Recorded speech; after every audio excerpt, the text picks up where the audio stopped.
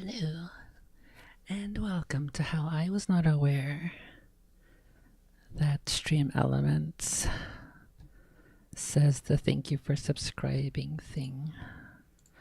How the heck do I disable that? Rippy dippy. Rippy skippy.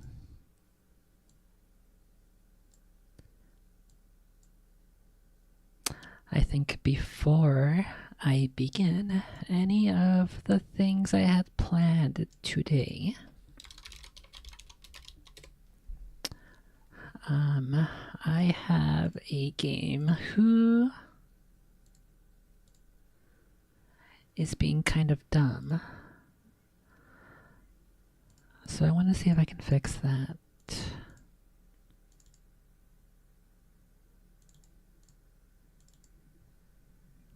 Okay. Okay.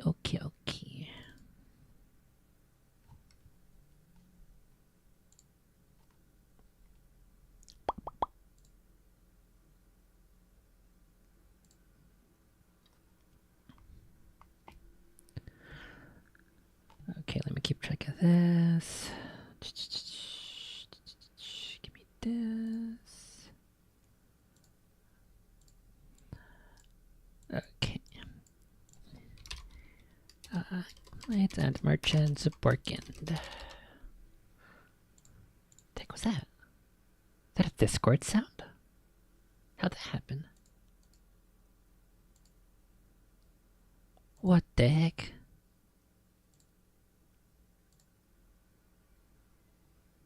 Did I just... What, did my brain just make something up? I thought I heard a Discord sound. I'm so scared. Okay, so we have open AL could not be initialized. Please refer to readme.ht for solution. So my issue with this game is that there is only music, but there are no other sounds. And that makes me really sad. Let's go with this one. Our quest is the traitors.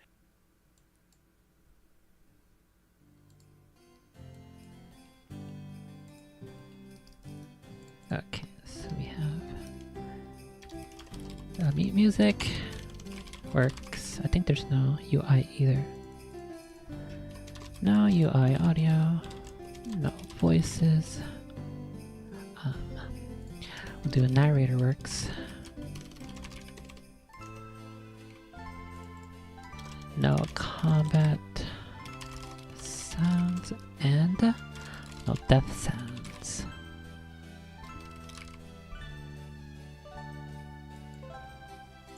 Alright, let's pause this.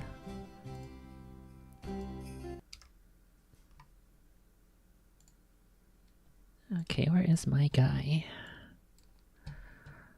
I'm also going to need... bring this guy over here.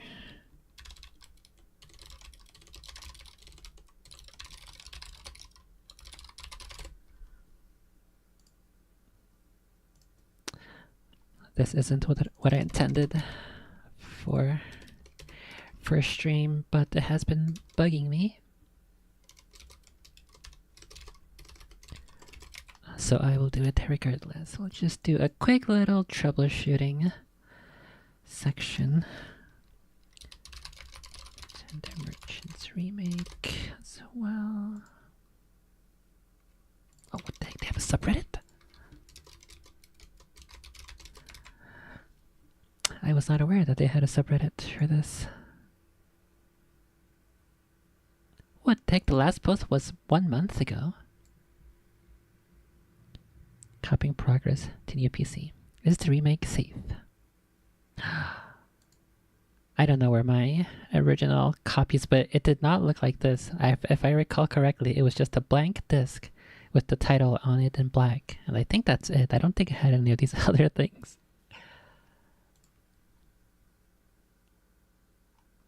Oh, no, Rippy Dippy. It's not as active as I thought it was. It's 2 years ago, 1 year ago, 1 year ago, 1 year ago. And then all of a sudden, 6 months ago, 3 months ago, 2 months ago, 2 months ago, 1 month ago. What the heck? Why is Stream Elements Spot all of a sudden just yapping away? I don't think I enabled the Stream Element Spot on my to be in my chat, but okay. Okay, kill that. We also need. I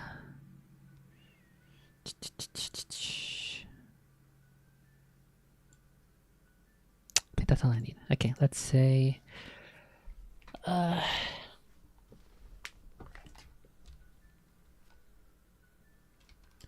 My nights.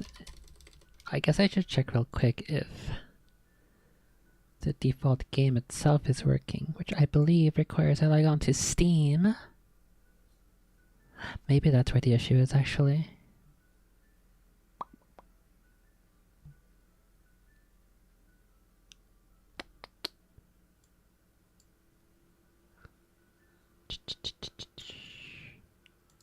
United Merchants. Okay, let's kill the remake. I believe they run on the same thingy. What?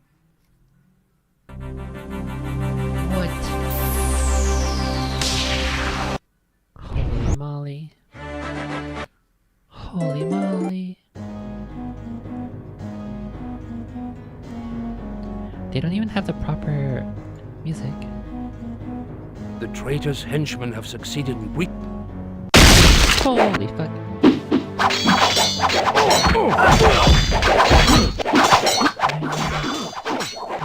None of this works. Okay. Oh my goodness, I am deafened. Okay. Holy Christ.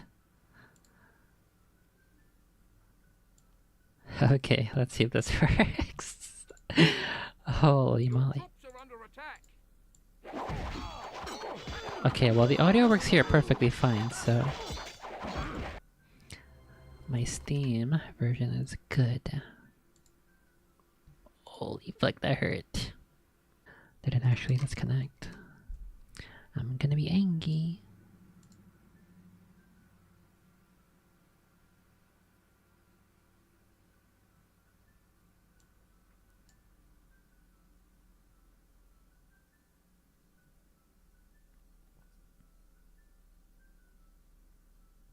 What the heck? It was just that little tiny, just running Knights and Merchants fucked it up.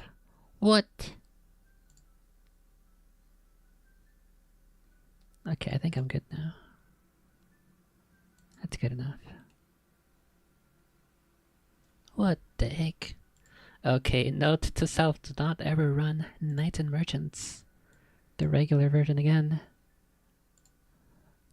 Is this thing gonna fix it? Kuromi. Hey, is that gonna work? It's worked. I think I need to. Oh, what the heck?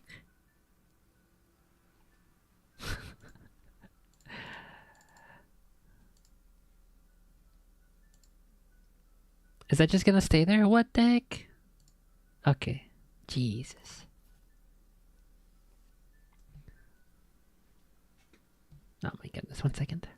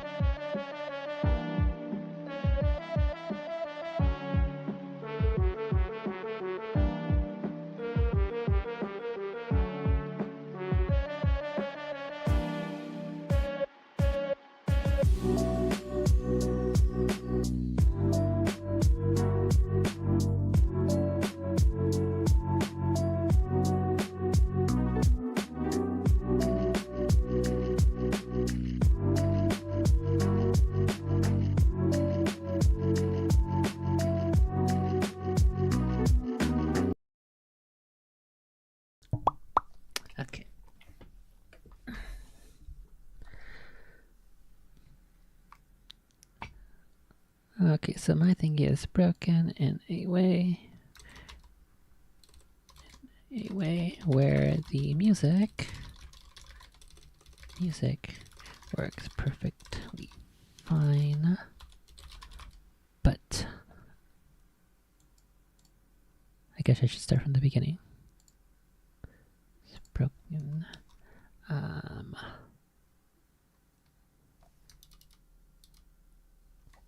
Remakes games audio is broken. Let's start with that. Upon launching the game, there is an error which reads this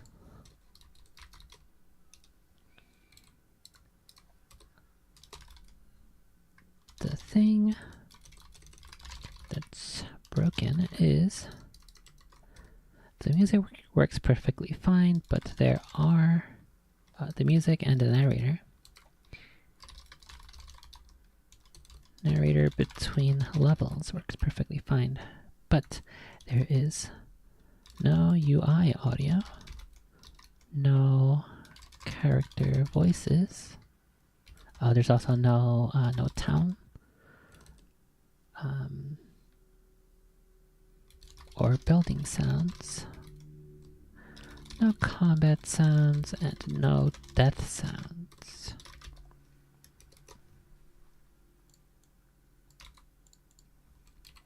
The original Knights and Merchants files are from GOG, and the remake is up to date as far as I'm aware. This issue may have begun after reinstalling my Windows 10 OS. References. Okay, let's see what the AI says.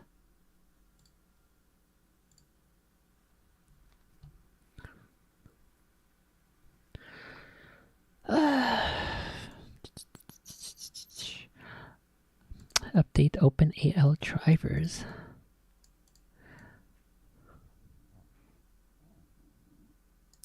Check game settings.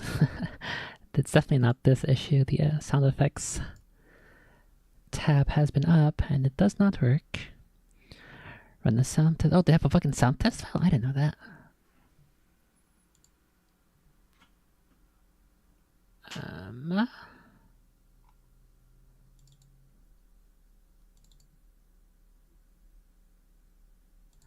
What the heck? There's chat sounds? I was not aware such a thing existed.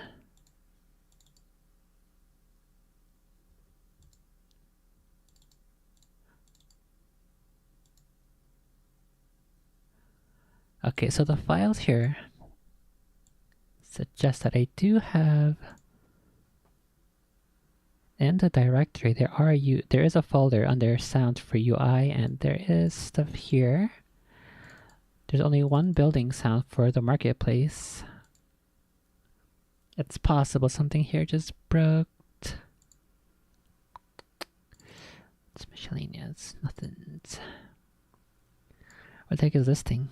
Oh, there's just download the Cam Remake sound test. Ah. It suggests I should reinstall, possibly. I hope that doesn't kill my saves. I don't imagine it would, right? Is it under data? Saves. My saves are here. Okay, it's a separate file. Okay, I can just copy this. Ogre.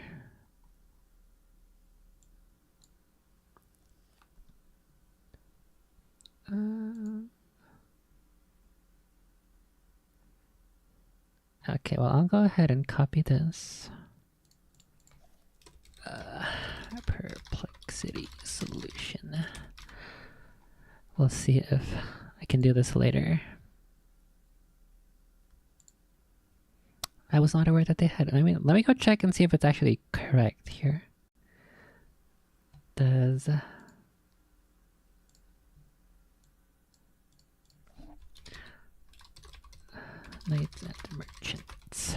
Remake sound test.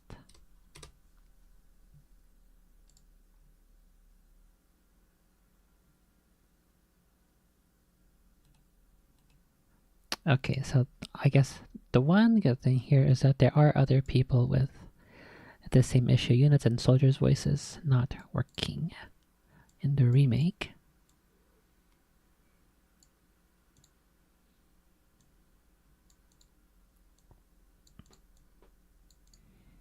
What worked for me was change the setting instead of full screen option, now in a standard window. I don't know if the remake has... Does it? I'm already not full screen. Okay, open AL issue again.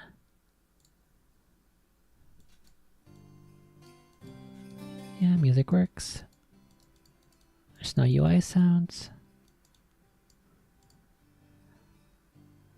Okay, what the heck is full screen? Let's do that. Okay, let's... Uh-oh. Uh-oh. No, I can't. Oh no! I can't interact now. What? I just changed the language. How the heck did I do that? Oh no, I can't see the mouse on the screen. Fuck. Alright, well, we'll just alt F4 out of that. We'll deal with it later. Okay. This guy tried to bait me into showing stuff on screen that I shouldn't. He did a little spooky wookie.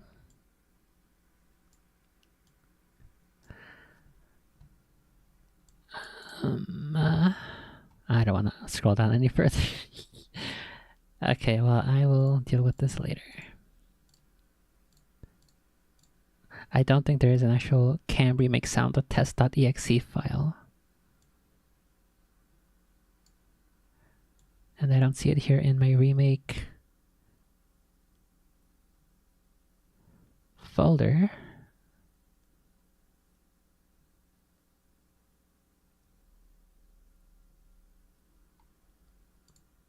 Okay. Well, I got started. That's all that matters for now. One little baby step at a time.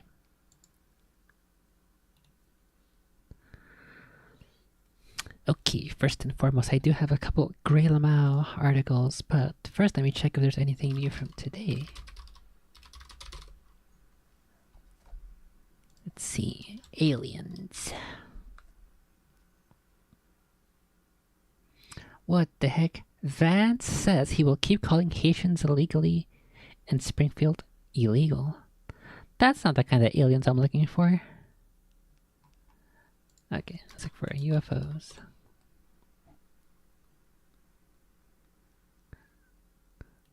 Okay, I see that Kirsten Gillibrand has been making the rounds again.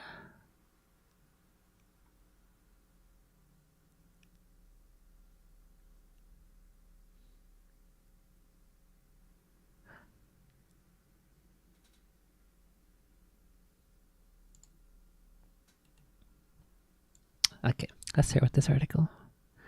The latest in the UFOologist circles. This is from The Hill, published by Ellen Mitchell, September 17th, 2024. Senate Armed Services Committee to hold UFO hearing. She's gotten so old. What the heck? I think I remember even back like 2016 or so, she did not look this old. How long has it been? Been almost 10 years. She's aged so fast. What the heck? The Senate Armed Services Committee is looking to hold a UFO hearing after the November elections, Senator Kirsten Gillibrand's office confirmed to The Hill. The hearing announcement follows an increase in sightings of what's officially known as Unidentified Aerial Phenomena, or UAP for short, including one purportedly near Malmstrom Air Force Base in Montana. It would also come more than a year later more than a year after an explosive House hearing in July 2023 when 3 former Pentagon officials testified about their experience with or sightings of UAP, warning that a lack of information on the phenomena could pose national security risks. Now, Gillibrand, who in 2022 helped start the Pentagon's All-Domain Anomaly Resolution Office, AARO, created to assess reports of UAP, wants a progress update on the office's work. Quote, "It's a priority for me. I think it's very important that we continue to make things publicly available," Gillibrand earlier this month told Matt Laszlo's DC, quote, "Ask a Paul podcast." That's such an awful name for a podcast. She wants a progress report on how many unidentified aerial phenomena we've assessed and analyzed, and for the office to, quote, "give examples of what we have identified and give examples of what we haven't identified."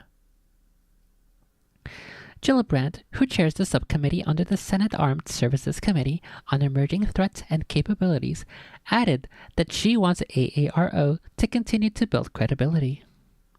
Her office confirmed Tuesday that the Hill that there will be a hearing, likely in November. In last summer's headline-making House hearing on UAP, during which former Air Force Intelligence Officer David Grush alleged the government was hiding technology of foreign or even extraterrestrial origin, Representative Tim Burchett requested the Inspector General of the Intelligence Community to investigate the claims further. But lawmakers have been frustrated with any progress since then, with Burchett suggesting in April that he believes the U.S. government was involved in a cover-up of information on UAP. A Pentagon report on UAP released in March concluded that there is no evidence the U.S. has reverse-engineered extraterrestrial technology, pushing back on claims that it's hiding off-world spacecraft. I wonder if that one hoaxer guy, what's his name? If Jaime Maussan will one day make it to the U.S. Congress and will have some hearings for his findings and his little gray lamaus on the floor of the U.S. Senate, that would be great. He's just working his way further up north. I think he's like from. Is he from Peru?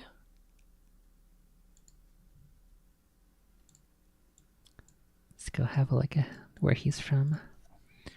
Jaime Maussan.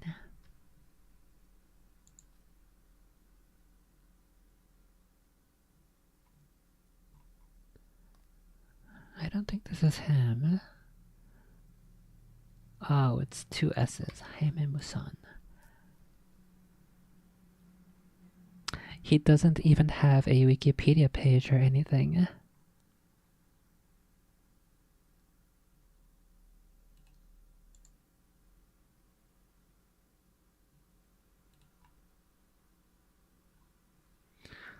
Okay, let's do Jaime Maussan, alien body.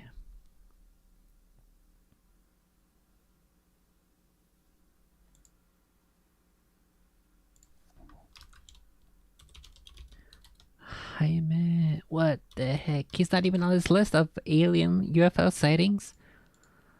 Wow, they've already labeled him a hoaxer by not including him in this comprehensive list. Jaime Maussan. Oh, he's not on this one either? Oh, he is. No, this is a different guy. Okay, well, they have suppressed that guy. He's speaking the truth, so they had to hide all his evidence. Unlucky.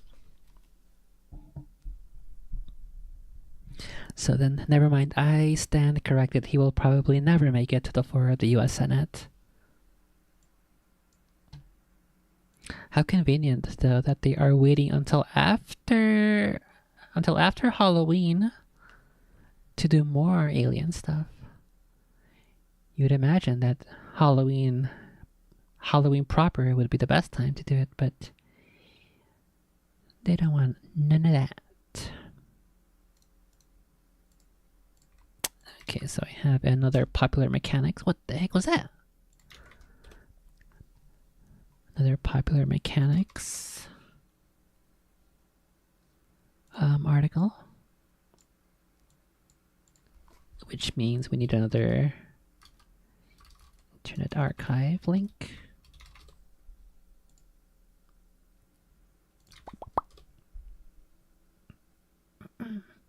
Every time I've come to this website, their articles are paywalled. It says, sorry, this page is for members only, so I wonder which articles, if any, on this website are available for free to the public.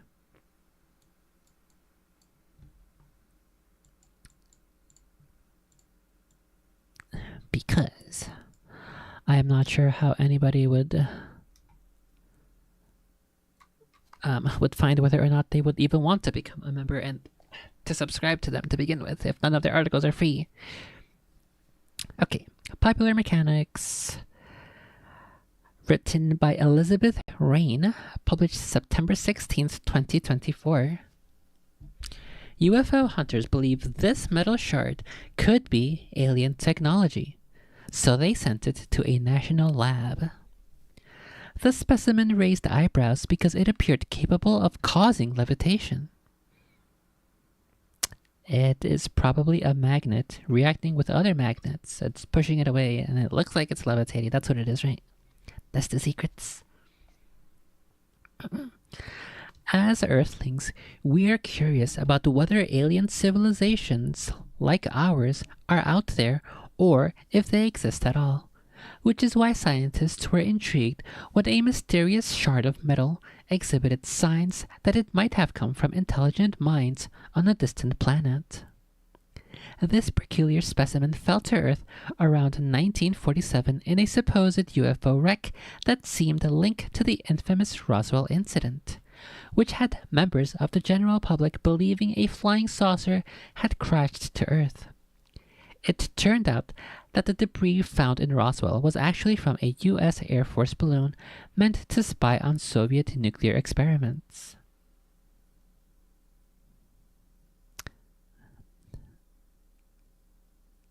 Okay, hold on a second.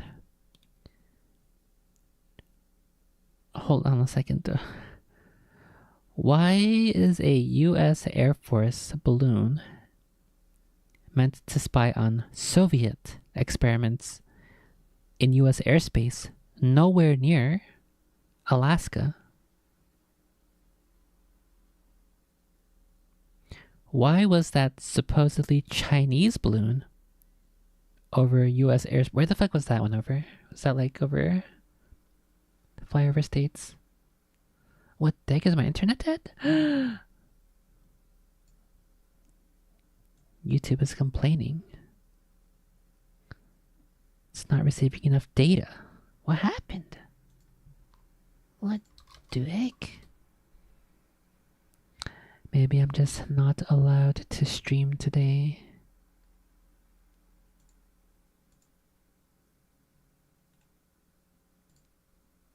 Why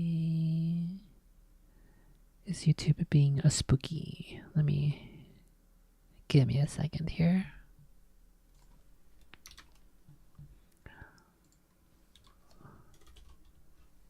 Why is the spookies?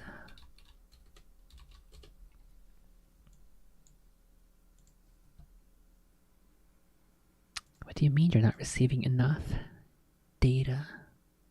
What the heck?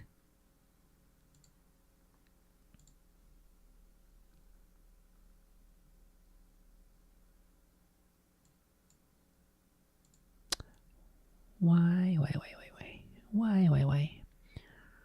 Why do you save not enough data? Where's my data?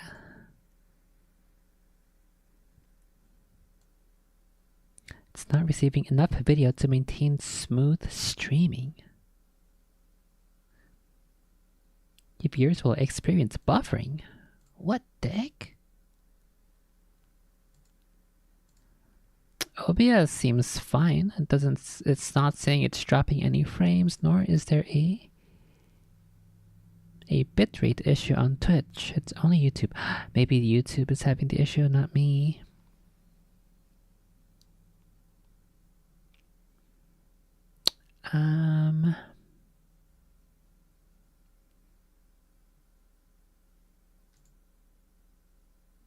I think I should just keep going. I don't think it's my issue. That sounds like a you problem, YouTube.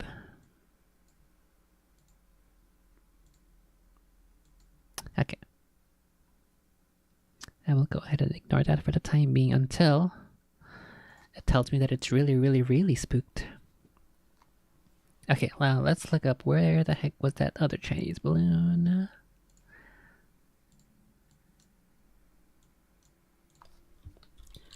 Chinese spy balloon over the US. That was this year, right? That was last year? What the heck?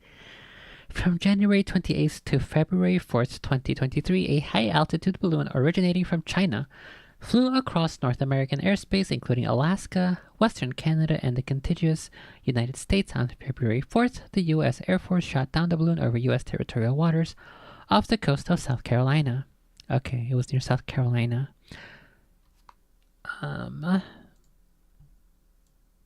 Is there a map here of what its intended trajectory was? What its intended flight path was? Approximate route of the balloon. It looks here like it's from fairly slightly west of central China, and it just went straight east over Japan. From Japan it went northeast toward Alaska. And then it went southeast through Canada. And it kept going southeast until it reached the Carolinas.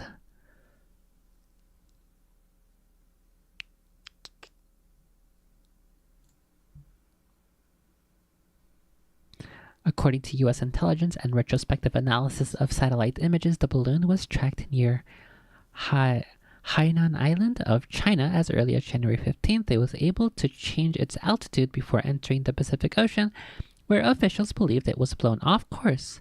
Retired NASA engineer Roger Farley told the New York Times that the winter winds may vary too little in direction to allow for course corrections. The balloon entered U.S. airspace above the Aleutian Islands on January 28, 2023, then moved across Alaska and entered Canadian airspace over the Yukon and Northwest Territories on January 30th.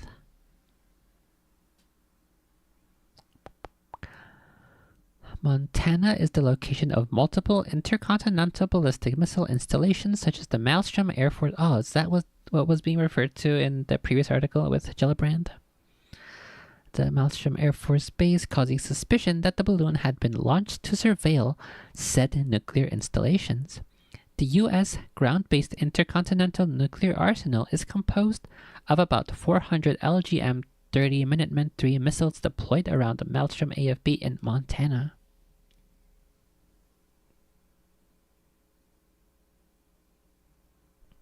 The balloon was spotted above northwest Missouri, near Kansas City, on February 3rd, and subsequently passed near Whiteman Air Force Base, which houses nuclear-capable Northrop Grumman B-2 Spirits.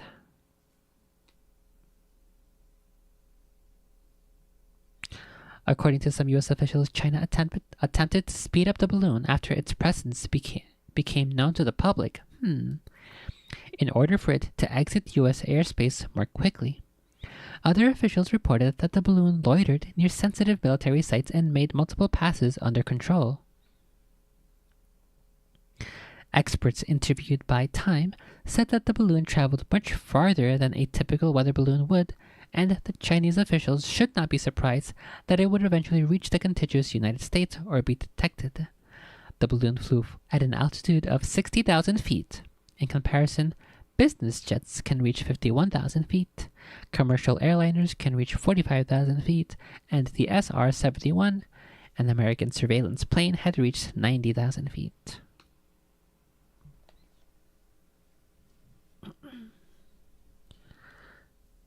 Okay, I'm still getting the spooky message here. It's just consistently yellow, saying that it's not receiving enough. Let me go check on my phone. See if it's actually buffering.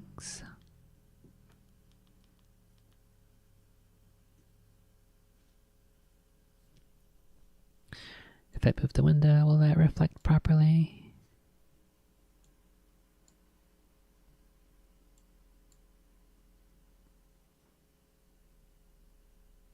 It looks perfectly fine to me. What if I play a video instead? Let's pull up. I think today we're finally going to actually finish this, start this episode of Strange Familiars about the spooky guys.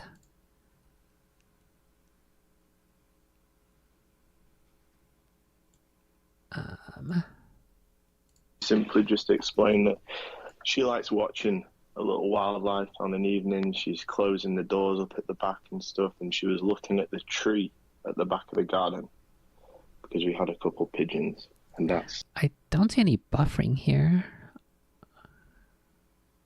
I just have to, based on off everything I'm getting, all the feedback I can potentially get, it just seems like it's YouTube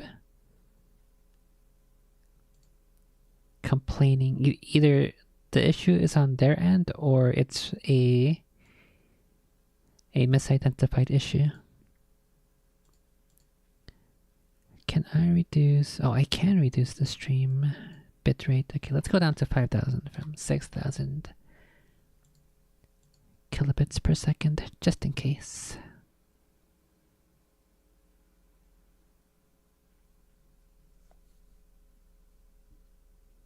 But I think we're good.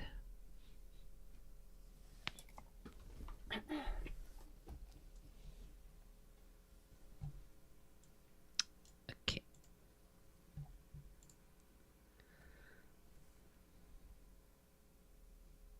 So I am a little curious as to why. I mean, I guess when was Roswell? 47? In the Roswell page, do they mention that it was a Roswell crash? It was meant to spy on Soviets. Soviet.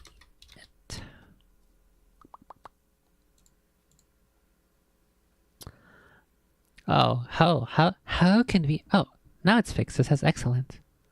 Was it just because my bitrate was too high? What if I go back up to 6,000? I don't think I should do that too much if it's gonna just cause a desync on YouTube's end or something. Okay, it's back up to 6,000. It'll take a second for that to apply. Let's see if that works. I was about to say, how convenient that the Roswell incident page on Wikipedia is locked. How so very convenient. The Roswell incident is a conspiracy theory. Theory? What? It's a conspiracy now? Was there nothing that crashed? Is that what they're trying to say?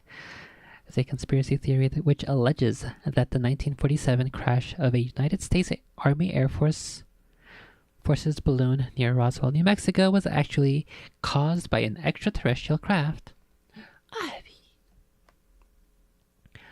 Operated from the nearby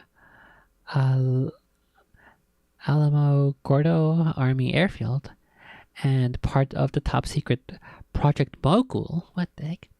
The balloon was intended to detect Soviet nuclear tests. Oh, okay, they're like long-range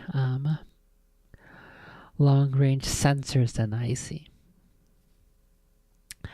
After metallic and the rubber debris was recovered by Roswell Army Airfield personnel, the United States Army announced their possession of a flying disc. This announcement made international headlines, but was retracted within a day. Huh, that's an interesting piece of information. Obscuring the true purpose and source of the crashed balloon, the Army subsequently stated that it was a conventional weather balloon. In 1978, retired Air Force officer Jesse Marcel revealed that the Army's weather balloon claim had been a cover story, but speculated that the debris was of extraterrestrial origin. Popularized by the 1980 book The Roswell Incident, this speculation became the basis for long-lasting and increasingly complex and contradictory UFO conspiracy theories, which over time expanded the incident to include governments concealing evidence of extraterrestrial beings, gray lamaux, multiple crashed gray saucers, alien corpses and autopsies, and the reverse engineering of extraterrestrial technology, none of which have any factual basis. Okay. No works cited on that. None of which have any factual basis, and there's no reference number there or anything. So it's a claim with no evidence that there's no factual basis. In the 1990s, the U.S. Air Force published multiple reports establishing Project Mogul as being directly responsible for the crash. Despite this and lack of evidence, many UFO proponents claim that the Roswell debris was derived from an alien craft and accused the U.S. government of a cover-up. The conspiracy narrative has become a trope in science fiction literature, film, and television. The town of Roswell leverages this to promote itself as a destination for UFO-associated tourism. Nice meme. Okay, now let's go back to our article. All of these articles are just connected. First, the Gillibrand mentioning the Chinese weather balloon and the Air Force Base, and now I'm reading this article in which we're referring to another weather balloon with espionage and Soviets and Chinese, and they're all connected. I'm gonna become Charlie from It's Always Sunny. Okay, so it turned out that the debris found, this is back to the article from Popular Mechanics, the debris found in Roswell was actually from a U.S. Air Force balloon meant to spy on Soviet nuclear experiments. The true origins of the metallic specimen were debated for decades. Eventually, Blink 182 frontman and UFO enthusiast Tom DeLonge's To the Stars Academy got a hold of it. The organization independently researches possible alien phenomena, and the sample had an apparently unprecedented material structure that could indicate an extraterrestrial technosignature. Technosignature, does that mean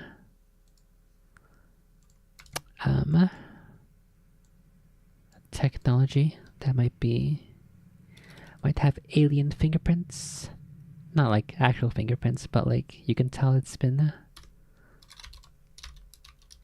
or I guess not you can tell, but you suspect it might have, not techno fingerprints, techno signature. It might, you can deduce that it might potentially be of alien origin. Techno signature or technomarker is any measurable property or effect that provides scientific evidence of past or present technology. Technosignatures are analogous to biosignatures, which signal the presence of life, whether intelligent or not. Some authors prefer to exclude radio transmissions from the definition, but such restrictive usage is not widespread. Jill Tarter has proposed that the search for extraterrestrial intelligence, SETI, search for extraterrestrial intelligence, be renamed, quote, the search for technosignatures. Various types of technosignatures, such as radiation leakage from megascale astroengineering installations such as Dyson spheres, the light from extraterrestrial ecumenopolis. Ecumenopolis is the hypothetical concept of a planet-wide city, or Shkadov thrusters. With Shkadov thrusters are stellar engines that are classified of hypothetical megastructures which use the resources of a star to generate available work. or Shkadov thrusters with the power to alter the orbits of stars around the galactic center may be detectable with hypertelescopes. Some examples of technosignatures are described in Paul Davies's 2010 book, The Eerie Silence, although the terms technosignature and technomarker do not appear in the book. In February 2023, the same month as the Chinese balloon, astronomers reported after scanning 820 stars the detection of 8 possible technosignatures for follow-up studies. Okay, so that is a technosignature. And they are suggesting here that this metal here that appears to be capable of causing levitation maybe could indicate an extraterrestrial technosignature. Then the All-Domain Anomaly Resource Office, the AARO, again brought up from the Kirsten Gillibrand article, which investigates unidentified anomalous phenomena for the U.S. government, took over the investigation to learn more about the object's physical and chemical properties that made it potentially capable of inertial mass reduction, otherwise known as levitation. The object in question is a magnesium alloy whose main components are magnesium and zinc. It also contains bismuth, lead, and other trace elements. AARO asked Oak Ridge National Laboratory to conduct an analysis in 2022 because scientists were especially interested in whether the sample was of terrestrial origin or if its bismuth content meant it could have possibly been used by aliens as a terahertz waveguide. What? Okay, now you're just making up words. Terahertz. What the heck is a terahertz? Are there even such a thing as terahertz that we can construct? Terahertz. How many hertz is that? That hurts a lot. Terahertz is an electromagnetic wave with a frequency of 0.1 to 10 terahertz. I don't know if I'm reading that properly. From mathematical to English. 1 terahertz equals 10 to the power of 12 hertz, corresponding to a wavelength range of 3 millimeters to 30. How do we read this? Is that mu? M. I think that's pronounced mu. To approximately 30 millimeters between millimeter wave and infrared wave. Okay, now we're getting to the parts of math and science that I didn't get far enough to study because of New York City public schooling.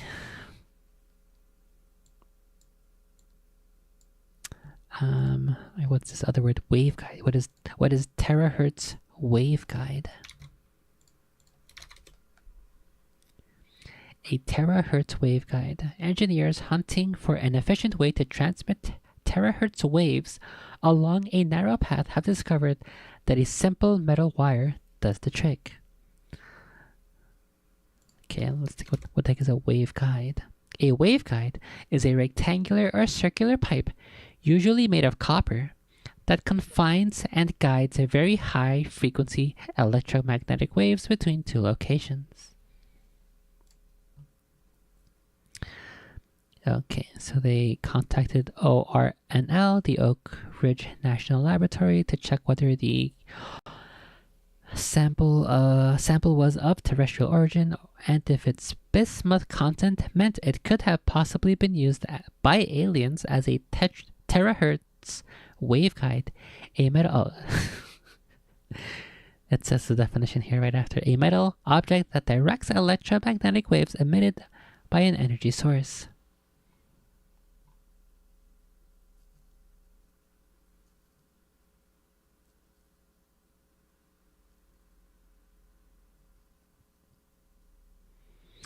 Okay, this would require a lot more in-depth analysis for me to actually fully understand what's being said. ORNL was originally established during World War II to investigate things such as atomic weapons, and most of what its scientists investigate is still energy related. However, the lab has also studied materials suspected to be extraterrestrial. This metal shard specimen, quote, purportedly exhibits extraordinary properties, end quote, according to AARO and ORNL's recently published findings on the object. ORNL scientists looked for evidence of life beyond our planet by studying the sample for possible biosignatures, which are naturally occurring substances associated with life, and technosignatures, which are signs of extraterrestrial technology that scientists especially seek out when searching for intelligent life. Some UAPs might have both. I see.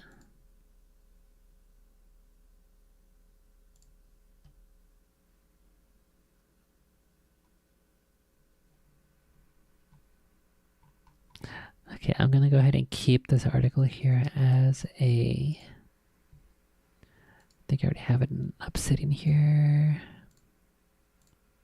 Let's grab this. Let's make a new thingy. Let's do gray mouse. Let's do metal shard.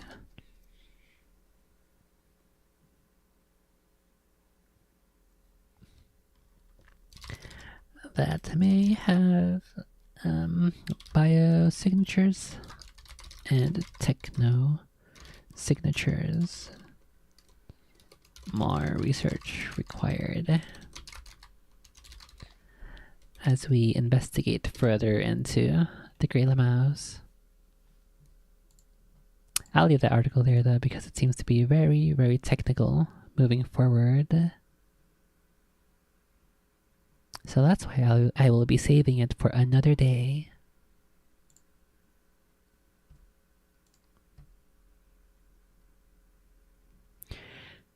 And I'll go ahead and save these other two articles for, or I guess these other two thingies on aliens for later. Okay. For now, we will continue. We will properly begin episode 476 of Strange Familiars, titled I Always Win, which we've had like 5 different false starts on this when I've been trying to grind in Pokemons, but this time we will be listening and I will be doing my art over here. But I need a drink of water, so let's just start listening and we will get to the art in a second. That's how rock and roll we are. She was just watching it. In fact, you know what? The pandemic place stateside, the US. This is the guy who... This is the guy who says it was autumn here in England, or what you guys in America would call fall, because apparently in America we don't use the word autumn, and we are not familiar with that term. So that's this guy. UAP sighting was in the north of England, not far away from Sheffield. If you're a music fan, synonymous with the Arctic Monkeys and other bands. So yeah, Sheffield, north of England. Yeah, it was. So I'm from the UK, from the north, from pretty rural area. Not much going on, that's for sure. So yeah, I mean, as I say, north of England, not a lot going on. We do have an airport nearby, and so during the pandemic, in fact, you know what? The pandemic plays into both of these, because during the pandemic there were no flights running. Yeah. So the likelihood, and listen, I look at this, Tim, I'm not a skeptic, because I simply can't be, because I wouldn't be sat here discussing it. But I would like to think of myself as sort of, or I was slightly agnostic on the matter, in that I'm open to rational explanation. I'm also open to other explanations, let's call them. But yeah, there was, on this particular evening, I know for a fact there was no air traffic because it's 2020 It's summertime. It's a bit great. My girlfriend said it was about this time of year. Was her sort of recollection. So about this time of year and about 11 p.m. So the sky's dark, but it's a small, large village, small town. So a little bit of light pollution. The sky's lit up a bit, and she simply just explained that she likes watching a little wildlife on an evening. She's closing the doors up at the back and stuff, and she was looking at the tree at the back of the garden because we had a couple pigeons, and that's how rock and roll we are. She was just watching them, and she said, and what caught her eye. So this is more or less a south-facing garden. So traveling almost directly south to north were two black triangle UFOs traveling directly side by side at exactly the same speed. And she said they were in no hurry. So if you were to imagine, like, they catch your vision, they fly right over your line of sight and over your back. So like over the house, if it's south facing, it's flying south to north. It would fly over your shoulder, as it were, and then disappear out of your line of sight. And she said that probably took anywhere between 10 and 20 seconds. My question, of course, was, why didn't you record it or take a picture? Her explanation was it was, and this is a great description for the amount of time it took. They were moving at a speed where she was comfortable observing them, but she felt like if she went inside to grab a phone, that would be just enough time to lose sight. So from that, you can kind of get an idea that they weren't in a hurry. Mm-hmm. These weren't like, like people describe UFOs, it was like a flash, like bang, quick. Mm-hmm. These are in no hurry. And so straight away I was like, okay, we're in the UK. I know for a fact we don't use stealth bombers. Mm-hmm. So, I'm going to rule them out. Do the US base any stealth bombers in the UK? I don't believe so. So I'm asking her, what did they sound like? There was no sound. And just to give some context here, and I know this shouldn't matter, but one thing I was looking for was sort of something that I've looked up since. And by the way, since these occurrences, I mentioned before I was slightly agnostic on it. Since these occurrences, one of them in particular, which we'll move on to in a moment, has almost consumed me with needing to find answers. And so one thing I was looking for in particular with my girlfriend's explanation on the UAP thing was like cultural contamination. So has she seen anything on TV or anything like that as a kid or whatever, or recently, that has represented like UFOs or something? And I just couldn't figure anything out. This has always been something that I've found just so weird, I think is the proper word. Before listening to this guy, the term what was it? Cultural contamination. It sounds so strange to me. But before ever even listening to this guy, I've always found it so strange that people who have sightings of something that they don't know what it is, it could be, it's technically a UFO because it's an unidentified flying object. So it is a UFO. And whenever people have sightings of things that they don't know what they are,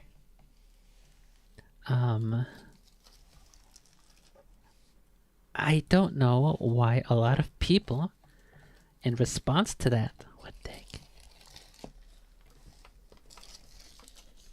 What the heck is this? Oh my goodness. My cables are all crossed up. I don't know why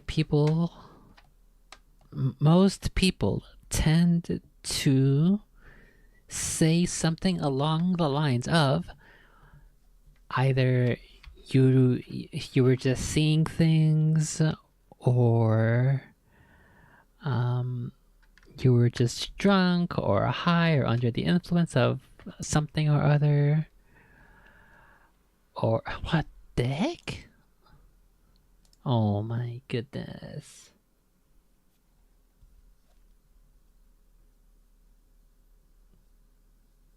I hate when I plug in my tablet. It makes me have to do whatever the fuck. Does it work? Fuck.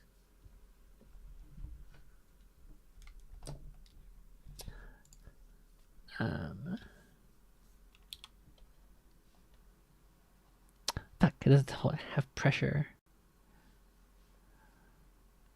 Okay, we'll deal with that in a second. But I've never understood the quick and easy response to jump into what you saw isn't real. And in addition to that, I think that this second one makes a bit more sense. But whenever people who have an encounter of some kind, whether it's something in the sky that they don't know what it is, or something in the woods that they don't know what it is, sometimes people have to preface it by saying, I am a logical person. I am not a woo-woo person. I don't believe in ghosts or spooky monsters or anything. I hate that we live in in such a environment in which you have to say that. I assume that most people are like that. Most people who when they speak, they are articulate enough that I can understand what they're saying, that I can tell that they have a cohesive story, a cohesive way of explaining what they experienced.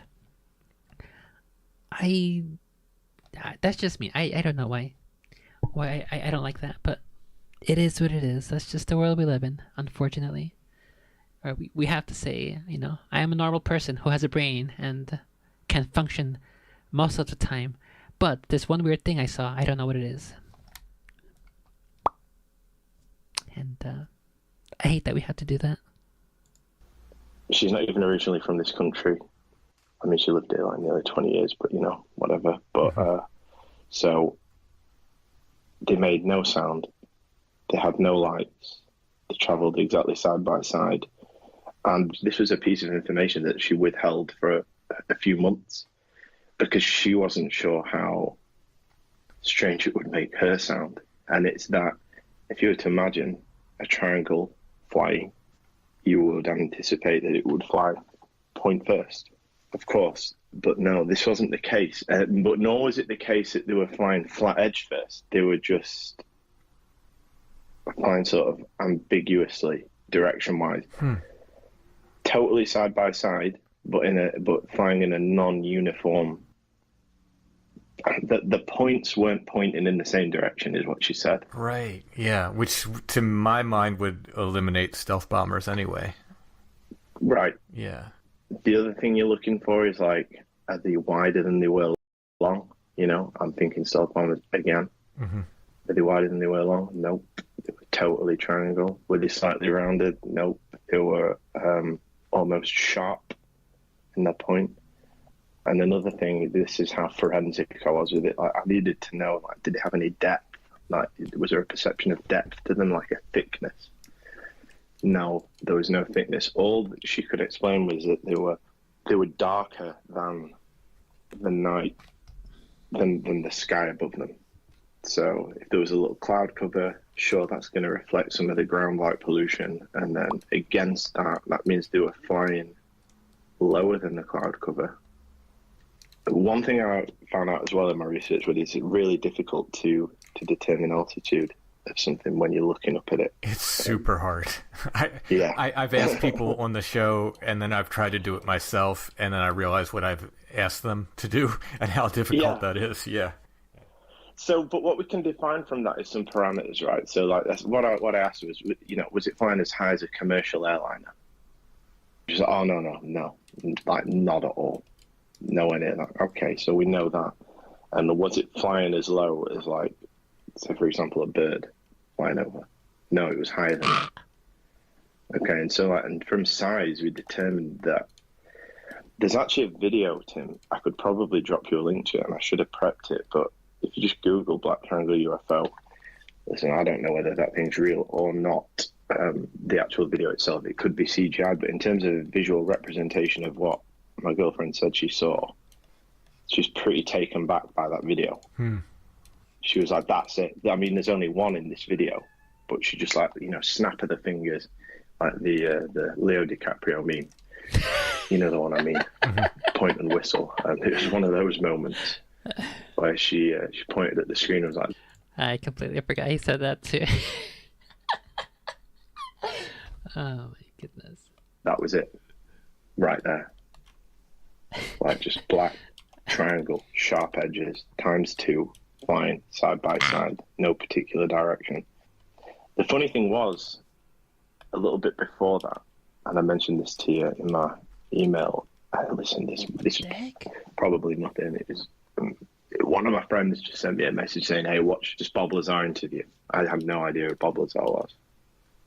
And he's like, "Tell me what you think," And that was that. So literally 6 months prior to that was the first time I'd been properly exposed to, like, let's say in inverted commas, the UFO ufology. UFOlogy. I've never seen one personally. I don't think I've ever seen any phenomenon in the sky that I couldn't explain. I'm racking my brain.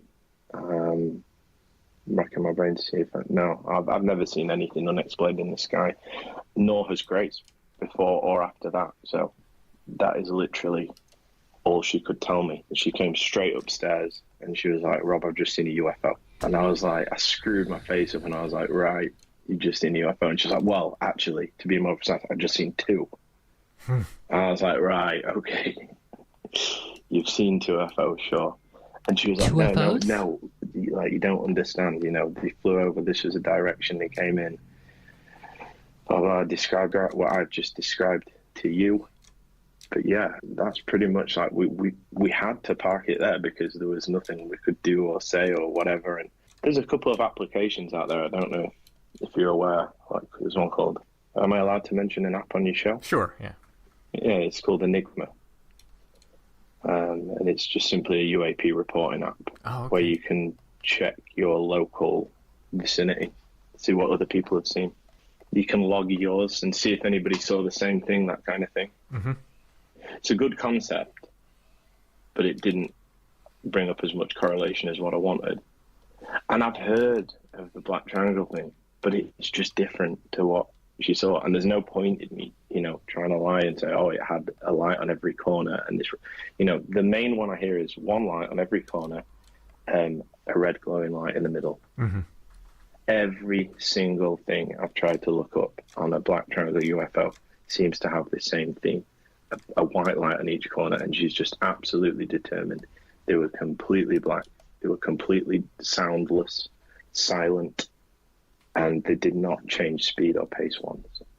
And she's pretty sure there was no loss of time either, because I asked her that. I said, "How long were you still outside for?" And she was like, no, just like 20, 30 seconds. So when she tells you this, did you run out and look?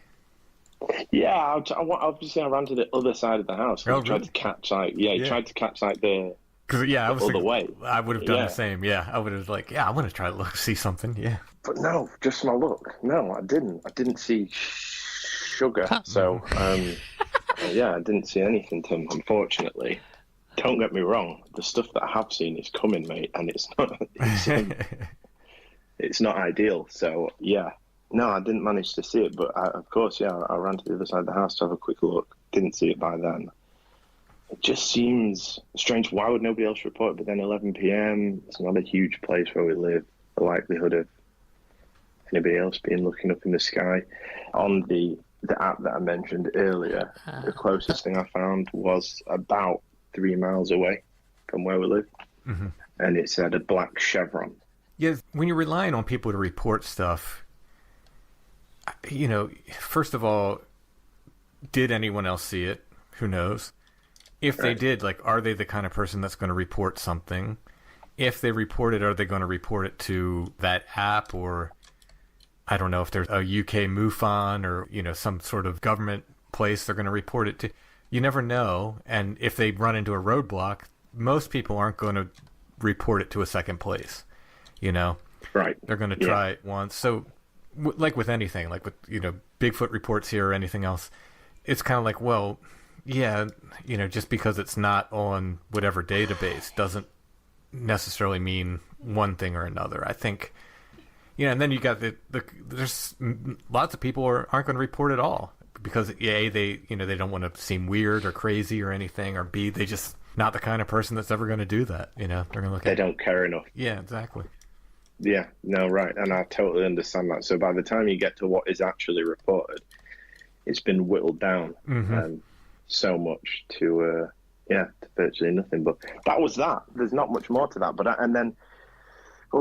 this is where I probably, to an extent, lost the plot, as we say in the UK, a little bit, because now I can't help but wondering. I'll just move straight on to the other part of the core of what I wanted to talk about. I'll walk straight into that. I can't help if this was in somehow related, because there's this thing, the Men in Black thing that people talk about after you've seen something, the Men in Black, but I didn't see it. So I don't know why necessarily I would be implicit, leave me alone. Right. I'm not a witness. Right. I didn't see nothing, so I don't know why I would Didn't do nothing, implicit officer. in this. But so Was it me? COVID ends. 2021. We're in November now. Honestly, Tim, I had a business at the time that was, before and during COVID. Before COVID, it was doing great. Listen, it was a lifestyle business. I don't aspire to be a billionaire or even a millionaire, but it paid for my lifestyle and it was good. It was a business that worked for me and my business partner.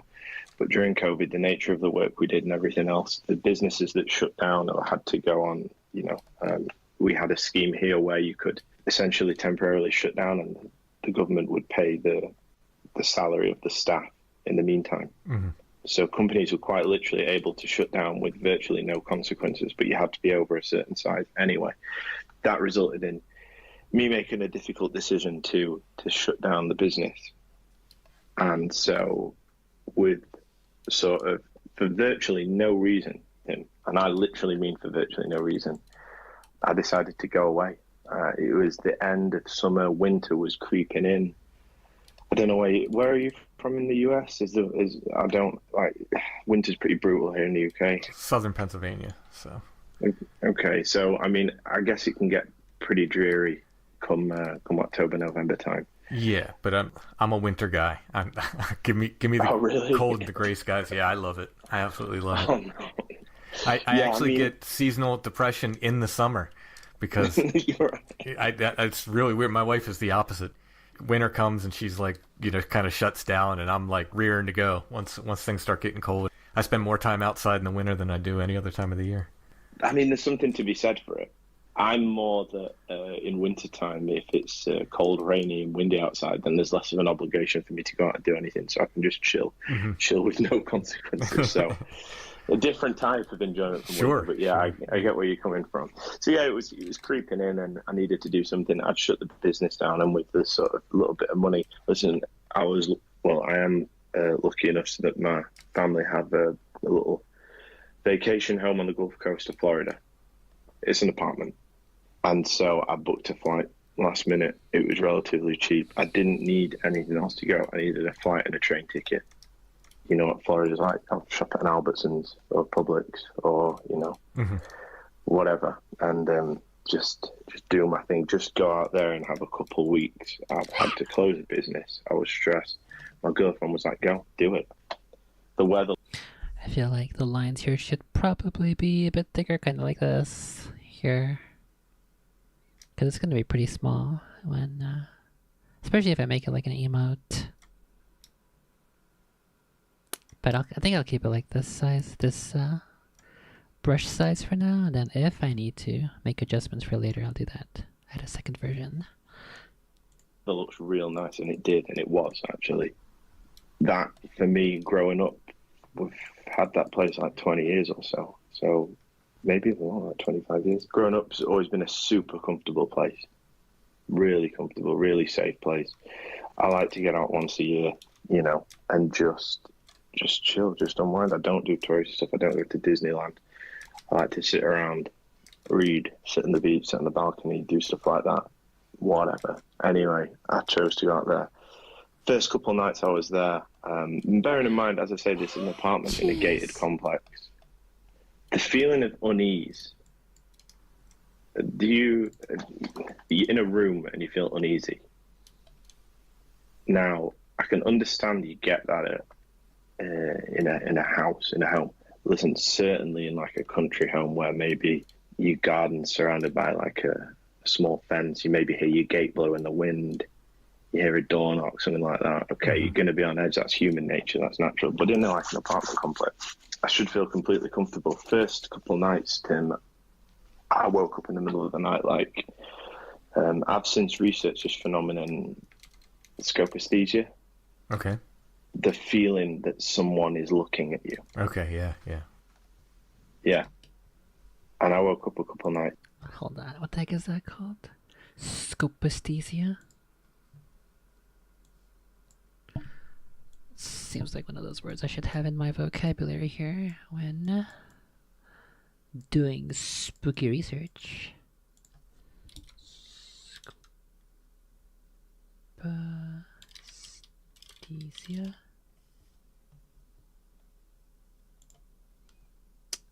Psychic staring effect. The psychic staring effect, sometimes called scopaesthesia, is the claimed extrasensory ability of a person to detect being stared at.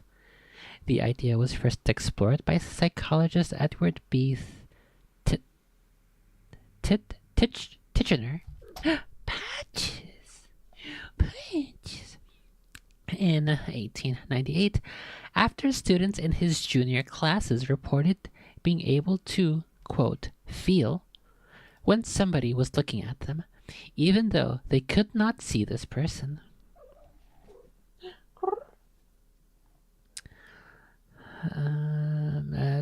Titchener performed a series of laboratory experiments that found only negative results. The effect has been the subject of contemporary attention from parapsychologists and other researchers from the 1980s onwards, most notably Rupert Sheldrake. Never heard of this guy, Rupert Sheldrake. English author and a parapsychology researcher. He proposed the concept of morphic resonance, a conjecture that lacks mainstream acceptance and has been widely criticized as pseudoscience. He has worked as a biochemist in Cambridge University, a Harvard scholar, a researcher at the Royal Society, and a plant physiologist for ICRISAT in India. What is ICRISAT?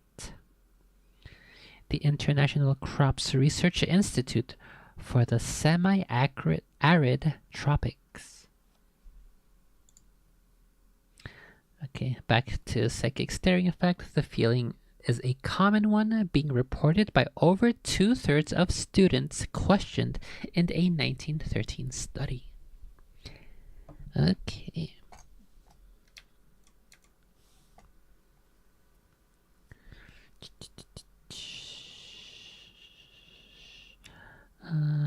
Students, junior classes believed they could feel when they were being stared at from behind, and a smaller portion believed that by staring at the back of a person's neck, they could force them to turn around. Interesting. I need to run some experiments on this myself.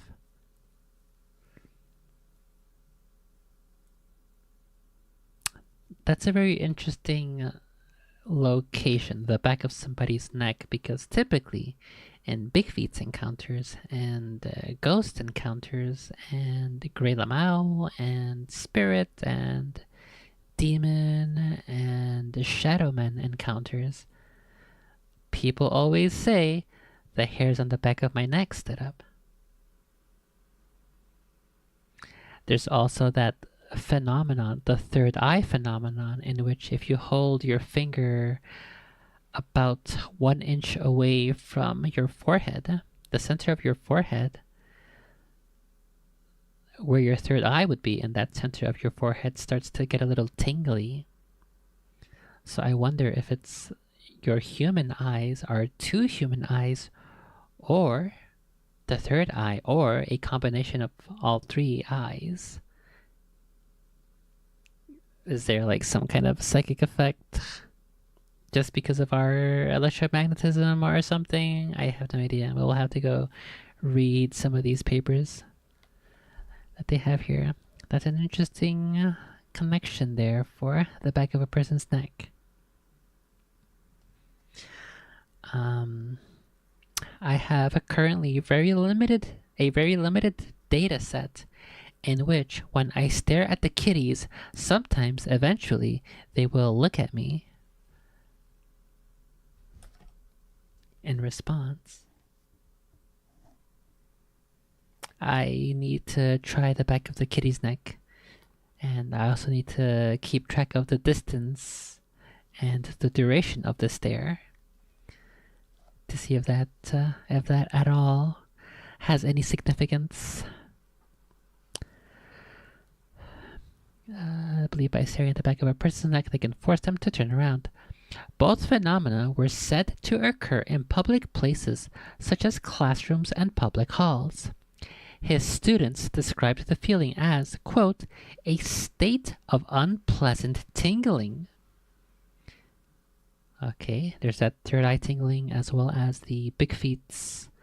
According to Chuck Jacobs, he calls it the "Hey, we're here" tingle, which I assume is electromagnetic sensation. He just happens to call it that because that's the way he understands it. And me, coming from a mixture of scientific and spiritual perspective, I go for more of the electromagnetism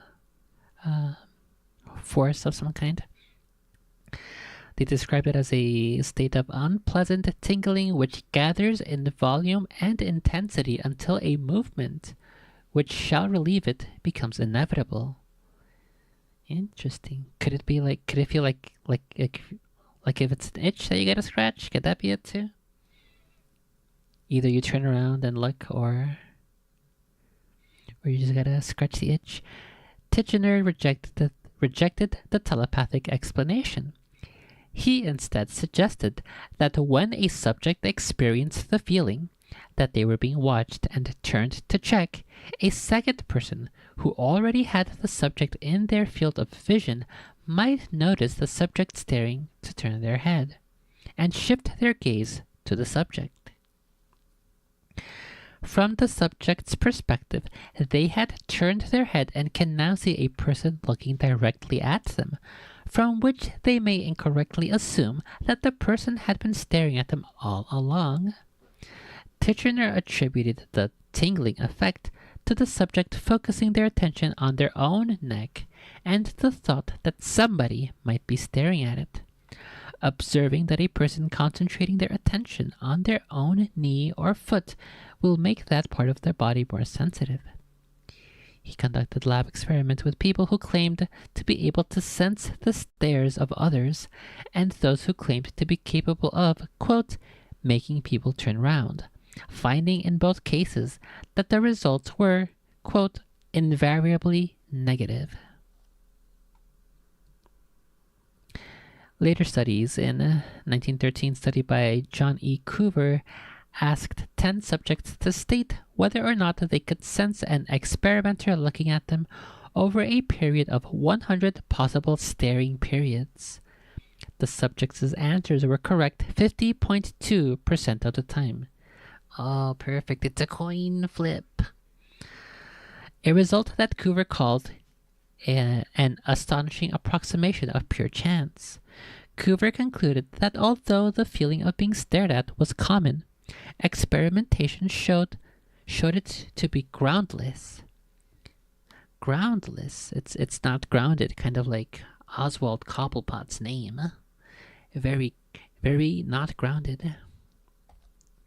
He suggested that the tingling sensation described by Titchener, why can't I say that name properly? Titchener, Titchener, Titchener. Okay, I'm never going to say that name ever again. Described by Titchener was an example of motor automatism. Automatism is a set of brief, unconscious, or automatic behaviors, typically at least several seconds or minutes, while the subject is unaware of actions.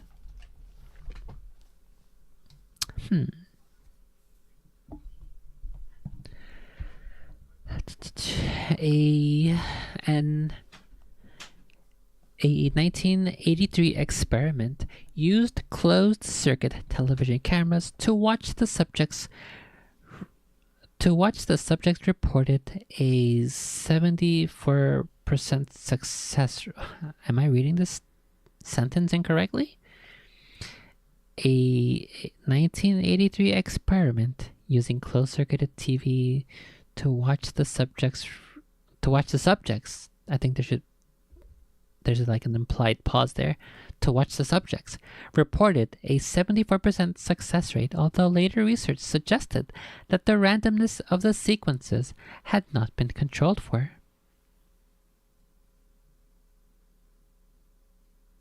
Gaze detection. Various studies have explored the reliability with which humans can visually detect gazes from other individuals. Brain imaging has shown that the brain cells which are activated when a test subject can see that they're being stared at are distinct from the cells activated when the starer's eyes are averted away from the subject by just a few degrees. Citation needed. It is theorized that the ability to precisely detect the target of a starer's gaze has conferred an evolutionary advantage by improving threat detection capabilities as well as facilitating nonverbal communication. Compared to the eyes of other aminals, the uniquely visible and well-defined sclera and iris of human eyes provides further evidence of its evolutionary importance for the species and are thought to have developed as humans became more reliant upon complex communication for survival and reproductive success. These mental processes occur subconsciously and utilize information from peripheral vision. This may contribute to the sensation that a sixth sense alerted the person being gazed upon. Okay, I'll go ahead and keep this page here.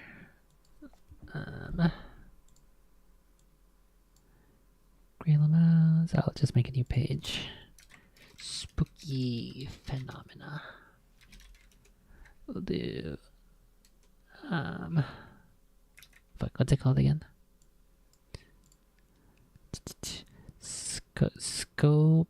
Scopathesia. Fuck. Scopathesia. And I will refine these pages later.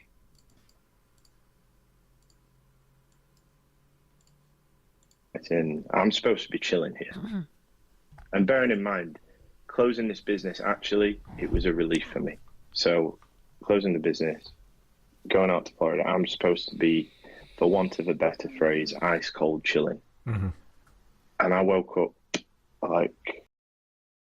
He was just big chilling. Being chilling. A couple nights in, like this feeling something is looking at me. And it wasn't nice. And actually, I can be even more specific. I can tell you it was from one of the top corners of the room. Weirdly. That's where my eyes were drawn to. That's all I can tell you. I don't know. Didn't see anything. So, okay, so I turned the bedside light. Okay. If that were ever to happen to me, where I either sense an entity, or I feel that I'm being stared at from the ceiling, I think I would start blasting. First, I would start blasting prayers to the Lord, and secondly, I would start blasting with my God-given Second Amendment rights. Light on. I'm going to sleep with the bedside light on from now on. Thank you. So did that, and then it got pretty oppressive, like 4 or 5 days in, to the point where I just resorted to, I'd actually put on I was like looking, like swinging round in bed to like look behind me, or like swinging round the other way. Mm-hmm. And like, that's not supposed to happen in an apartment complex. You're supposed to feel, it's like being in a hotel. Like, whoever feels really threatened, I certainly feel chilled in a hotel. Multiple stories up, a couple doors between you and the outside. It's all good, you know. Mm-hmm. And I resorted to leaving open the ensuite bathroom door with the extractor fan on for white noise. I put the ceiling fan on for additional noise. And I turned the bedside light off. So I had a little light creeping through from the bathroom door. Lights on, bathroom light on, extractor fan on, ceiling fan on. One of the nights I woke up and I wasn't paralyzed. So this is what I tried to figure this out. Like, is it sleep paralysis or what? And I woke up and I looked to the bottom of my bed. So if you can imagine, the door is almost directly at the foot of my bed, the entranceway to the bedroom. And there were 3 guys dressed all in black with what I would call a fedora hat. I described it the following day as like the same outfit as like what Inspector Gadget would wear. Okay. So you're talking a trench coat pulled tight in the middle, broad-shouldered, and a fedora hat. There was one of them stood directly in the middle of the doorway, with one off each of his shoulders, sort of flanking him, but just behind. I had to reality check, so I could feel the ceiling fan on me. I could feel the breeze. I looked at the door slightly ajar. I looked at the bathroom door, and then I looked back at the 3 dudes, and they didn't move. They were completely featureless. For all intents and purposes, if you were to get a description from me of them, they look like 2D cardboard cutouts. Huh. Now, this is the part that's just... So that image right there, let's say start to finish, me waking up was about, I would say, 10 to 15 seconds, which seems, at the time, that felt like a long time. Oh, yeah. Yeah, I mean, when you're seeing something, that's a good long time, yeah. Yeah. Let's say 10 seconds max. And then what did I do, Tim? I fell asleep. Oh, I'm just laughing because I hear it so much. It's like it shouldn't happen. There's no way that should happen, but I hear it so much. I've done it myself. Yeah. Now, and we can move on to the falling asleep thing, but just to finish off the description of what I felt when I sort of woke up and looked at these guys. Once I'd woken up and once I'd, acknowledged that, I felt nothing. Complete indifference. No fear. No, there wasn't tidings of joy, but nor was there fear or anything other than just a total acknowledgement of the factual recognition of there are 3 guys stood in my doorway. Wow. So you didn't go into that immediately, someone's in the house kind of thing. Nope. Total. Just, I would say maybe even calm. Wow. Were they just purely silhouetted, or could you make out any detail at all?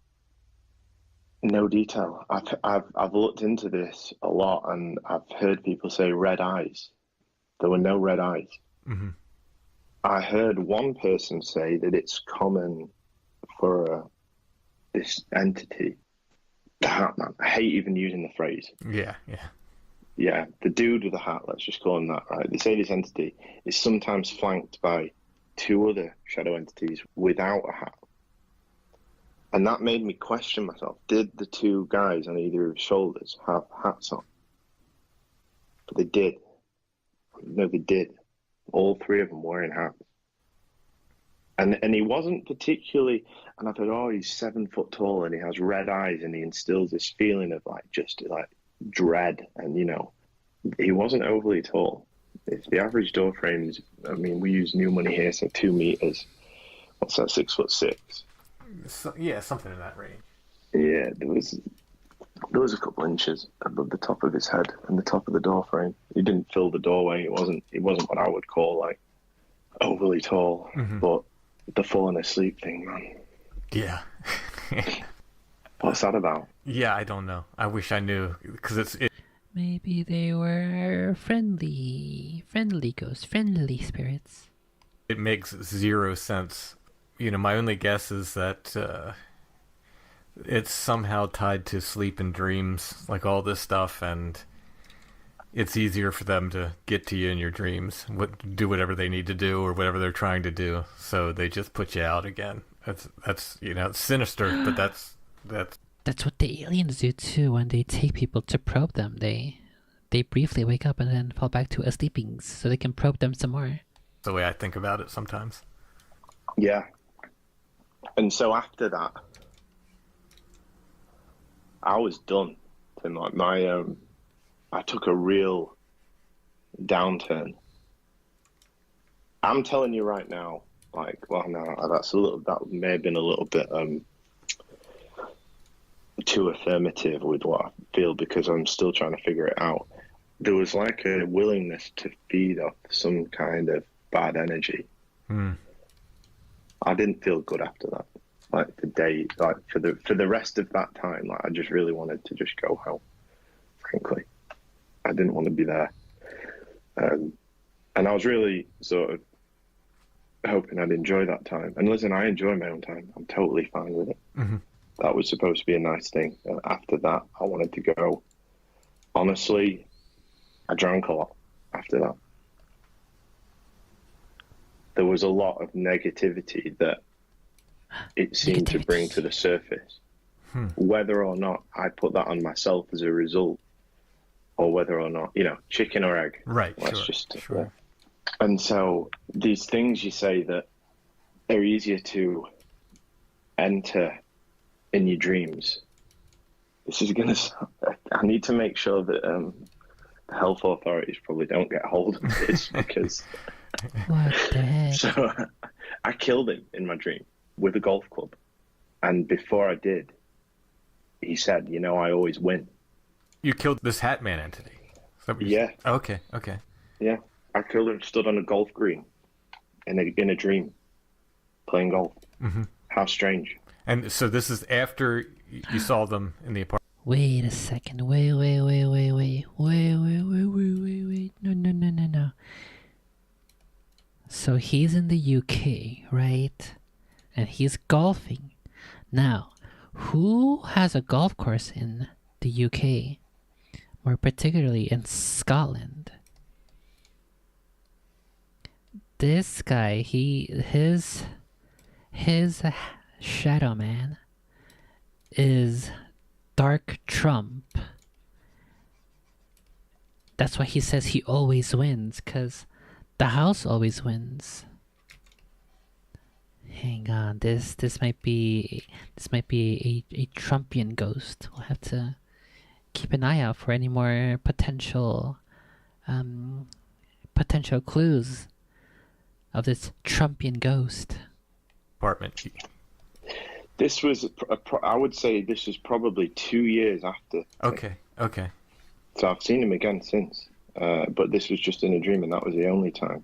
I had 2 nights consecutively when my girlfriend had to wake me up. I actually had to shout from inside a dream, hoping she would hear me to wake me up. And again with this hat entity? No, that was... okay. This was a dream where a little...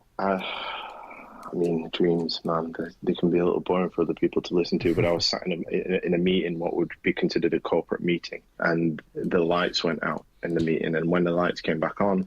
He's dreaming about work? What the heck? The room looked like it had aged about 100 years. There was lead paint peeling off the walls, the blinds were coming down, and the lights were flickering. He was just watching Chernobyl and he was dreaming about it. I see. And there was a small girl stood in the room who said, "Could you help me, please?" Wow. And I was like, "Yeah, sure." Like, I started to panic. And so I picked her up, like, scooped her under my arm. Like, I have a niece. My niece is, like, she's about that age, young. So it was relatable. Actually, thinking of it, she didn't look far off. And I went out of the room into a corridor. And she said, like, "Go run." And so I started to run down the corridor, and it went door, bang, opened a door. And then it was another corridor, bang, opened a door, and it was another corridor. And then I did that 3 or 4 times, and then I stopped. And she said, no, you got to keep going. I was like, "Oh, no. We're not doing this."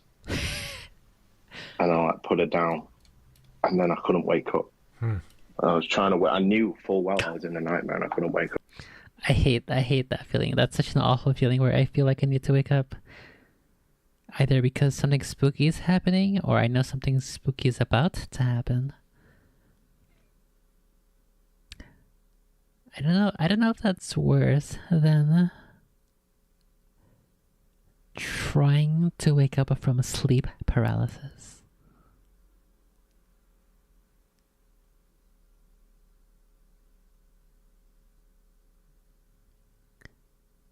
Maybe the sleep paralysis one is worse.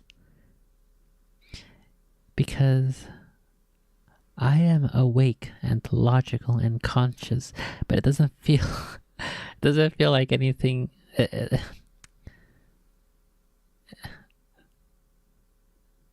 Logically, I know that I am awake, but my body thinks it's a sleeping.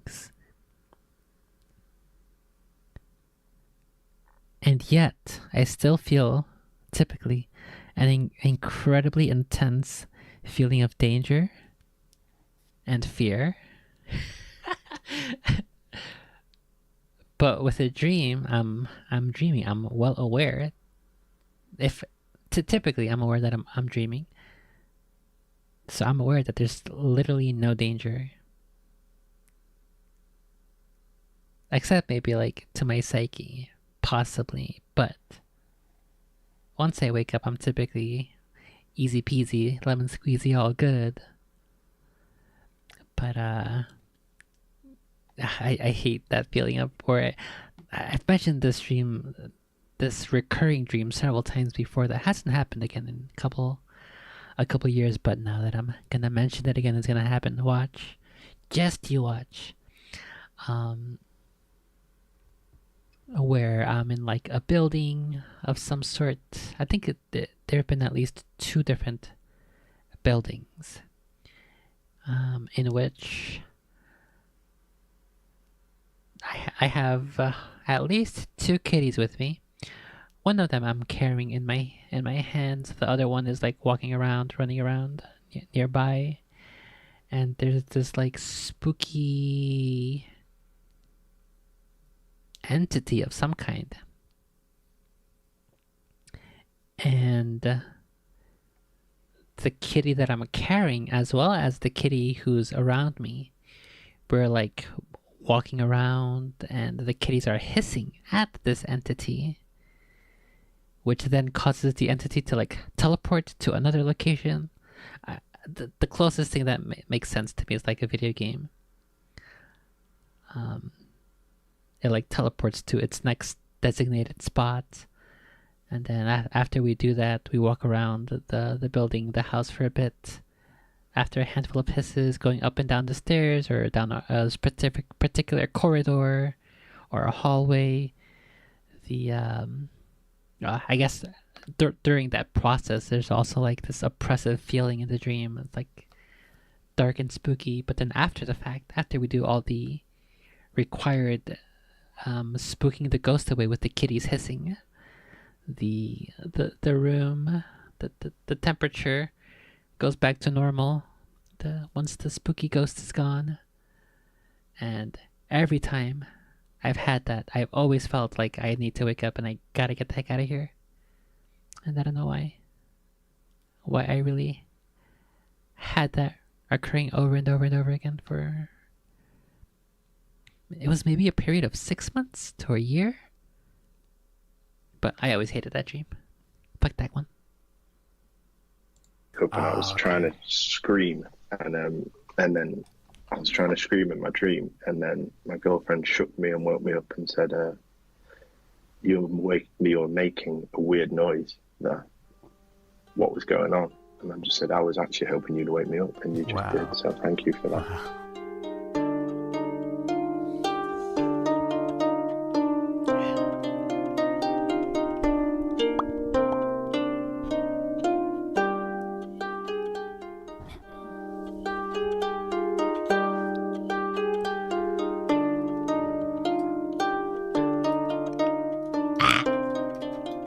That was the first of the 2 consecutive nights of the dreaming, and then the second one was the one with the man.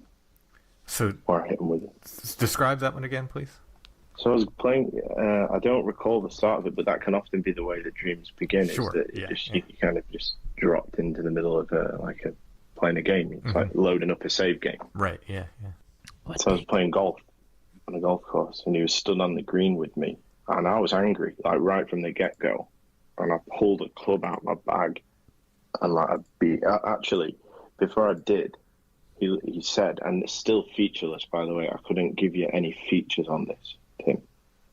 And from what I can recall, the dreams are way more sketchy than what I believe to be like waking dreams or whatever. Actual dreams are way more sketchy in terms of memory. Still getting the trench coat thing. I'm still getting the trench coat thing, and I think, it was definitely the hat, and it was silhouetted. And then before I picked the club up to swing at him, he said, I always win. And I said, but I can learn. And then I hit him with it. And I have no idea what that means. Wow. So did he react to being hit or fall down or anything like that? Yeah, he went down, mate. He went down it happened sort of, He was wielding the holy golf club of Antioch. That's why he was able to damage him. And then I woke up, and I was again making noise, and then my girlfriend said, second time in a row. Wow. Making some noises there. But I remember not being able to say very well, I can learn, or I either said I always learn or I can learn. I think I said I always learn. And I couldn't get the words out properly, and I was like, like trying to say it. Mm-hmm. And I must have said it out loud in reality as well. So yeah, I've had some instances of that where the dreams cross over into the waking thing. It's creepy, always creepy. Super weird. Yeah. Have you been back to Florida since this? No, I haven't. But shortly after that, well, first of all, I think I took a dive personally, but I'm okay now. It's all good. Some health issues across the family, pretty significant ones. So, but I haven't been back, but some of my family have. My parents have been back and stuff, and they feel right at home there. Okay. Yeah, that was going to be my follow-up question to that. So, my mother's seen the dude with the hat. Oh yeah. Mm-hmm. And she told me just recently, funnily enough, she's seen him twice. She woke up in the middle of the night and he stood at the end of her bed. Same thing. She described a face, though. She had a face. She just said a mean old man, like with a hat and a trench coat. Did she see him in Florida or was she elsewhere? This was here. Oh, okay. Yeah. Okay. Should have been more descriptive. Yeah, no, this was UK side. Mm-hmm. So apparently he's... You can fly as well. Either that or he certainly doesn't need to. That's my encounters with the the guy. These entities, that people, multiple people report seeing these things, like the flannel man guy, like this hat man guy. It's just so interesting to me because there's got to be something. Like, whether it's just a some kind of archetype or something, if that's the explanation, I'm fine with it. But it makes it no less interesting to me because it's popping up, I've got flannel man reports from all over the United States, from the UK, from Australia, from Europe. It's like, what is it culturally about that then? And the same thing with this Hat Man thing. People are seeing it everywhere. Like, what is it? Right. I had no preconception. In fact, it was a few months afterwards that it was so etched in my memory. These three guys stood at the door. And even now, like, I probably think about it every other day. It's so, like, there. It was there for so long. Anyway, I went onto a search engine and had a look through dream meanings, dream interpretations. I'm not usually into that stuff. And then I searched dream meaning, man wearing a hat and trench coat. Bam, the search results just lit up. And then I was like, oh, okay. But before that, I had no preconception. And as you say, is it an archetype? Is it something that's, as I described it to earlier, as, cultural contamination from something? But frankly, I've never been scared of a silhouette of Inspector Gadget. Right. So I hope the flannel man isn't next to me. Well, I mean, this is a joke. maybe when he takes off the trench coat, there's a flannel in it. Surprise! Yeah. It's all one and the same. Right. Oh boy, yeah, that's. So I never saw his feet. These are things I recall. I never saw his feet. Never saw any features. Never saw any red eyes. I hear red eyes a lot. Never saw that. Never. Yeah, there we go. That's my Hatman encounter. Yeah, I think with all the flannel men, I think I only have one or two where people said he had red eyes. The shadow people and the Hat Man, like, I have trouble separating the Hat Man thing from the other shadow people. Right. Sometimes you get people who talk about red eyes, but not super often. I know I've had, several of these Hat Man type encounters over the years, and I'm trying to remember if the other people described them as being able to see their eyes or not, and I can't recall. I'm pretty sure one did. But he was a smile I've heard as well. Yeah, that like the too big kind of smile, like extra creepy.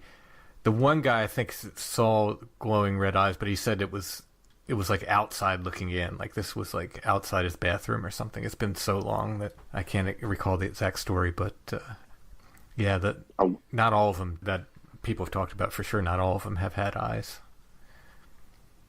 And this is what I mean. Two instances what are pretty. Frankly, on face value, if I say I saw a triangular UAP, okay, yeah, well, I've seen a triangular UAP. It had, lights on all three corners and this and that. And I've seen the Hatman. Oh, yeah, I saw the Hatman. He had a great big smile and red eyes. Well, I can relate to two instances of these, but neither one of them are consistent with what seems to be the most popular consensus on what those instances entail. Right. Now, at other times in your life, have you ever experienced sleep paralysis? No, I don't think I have. No, I've never experienced sleep paralysis. You'd probably know if you had. you probably wouldn't be going, I don't think so. It was more to do with when I was younger, but no, I don't believe any of it was sleep paralysis. I know that there's sort of, and you can probably, well, in fact, I know you know a lot more about this than me, but I know there's two types, hypnagogic and hypnopompic. The one where you're falling asleep and you feel like the thing on your chest, the breathlessness, you're certain that somebody's kneeling on you, the night hag, And then hypnopompic, where you're coming out of sleep into the waking world and you see something. But no, I've never had any other instances of sleep paralysis. And there's a huge gap here from being a child to then. I've had a pretty uneventful life in terms of paranormal activity. So what happened when you were a child? So we lived in what you would call like a suburban house until I was 7 years old. To him, it was about as suburban as you could get. Like, built probably early 80s and like a 3-bedroom family home, like that kind of thing, straight up and down. And I would get recurring nightmares when I was a kid of waking up in the house. I guess since he's talking about recurring nightmares, what I should do is I should look up if there have been any other instances or stories of other people having this ghostly, spooky, monster, evil entity being in their dream in the house, and then somehow they have to grab like maybe a cross or something, or some kind of an other aminal that can see spooky monsters and deter the spooky being. I'd have to go see if, because I don't think I've ever heard anybody else mention anything like the dream that I had, the dreams that I've had for that particular one. So I'm a little in the dark as to whether or not it's a thing, like the Hatmans or the Grey Lamaus, and whether or not they are dreams or actual Grey Lamau abductions. I don't think I've ever heard anybody mention anything like what I had, so if I have time, I will look it up on stream after this episode. Otherwise, I'll look it up on my free time. So my dreams would always begin in my bed. This is what I've never had since, and I've never really had dreams other than this that begin in bed. Mm-hmm. And then your dream begins by getting out of bed, and putting your feet on the floor and walking. Do you know what I mean? Absolutely. So when I was a kid, I would have recurring, super recurring. And when I say recurring, I mean once a week, if not more, to the point where my parents would say, like, listen, we're going to have a night where you don't sort of tell us that, you know, something's happening or something like that. And I would be like, yeah, well, you know, we can only try. So I would get up in the middle of the night, usually don't really know what woke me. I'd climb out of bed, I'd walk around the house.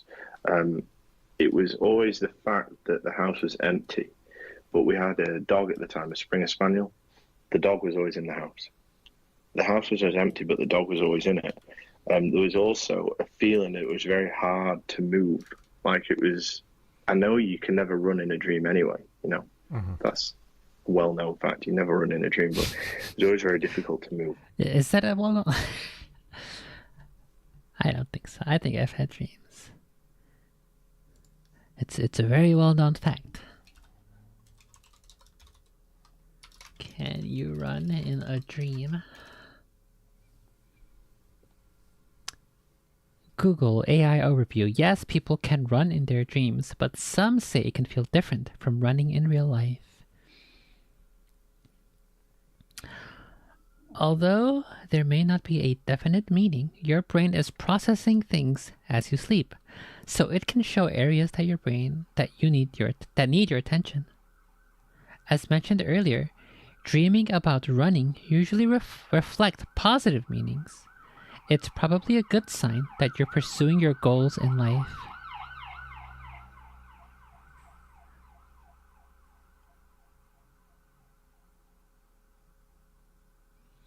Explain like I'm 5. Is there a reason why it's so hard to run in dreams?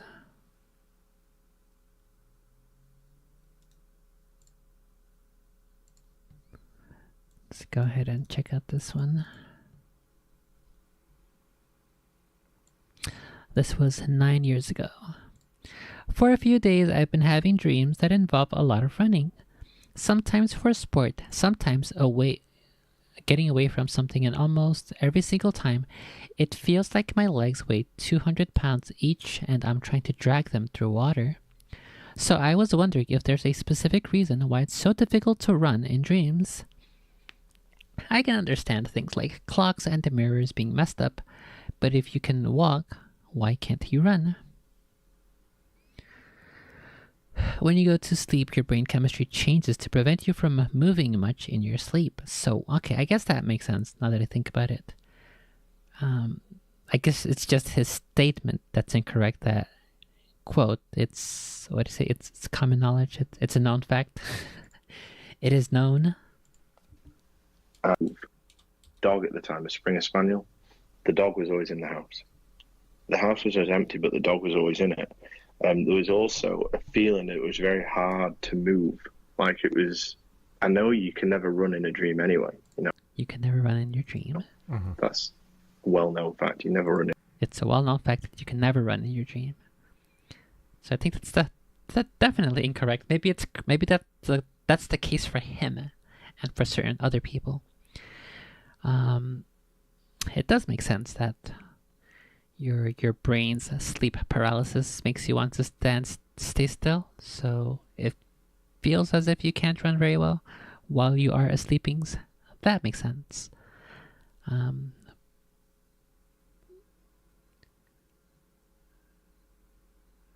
I'm trying to think if I can recall any dreams where I've done any running. I know I've had dreams that like take place in open fields, where like I'm playing Hell Let Loose or something, in which I believe maybe I'm sprinting and running, but I don't recall any specific situations. I'll keep that in mind from now on. If I'm ever running in a dream, I'll make a note of it. We're gonna have to have a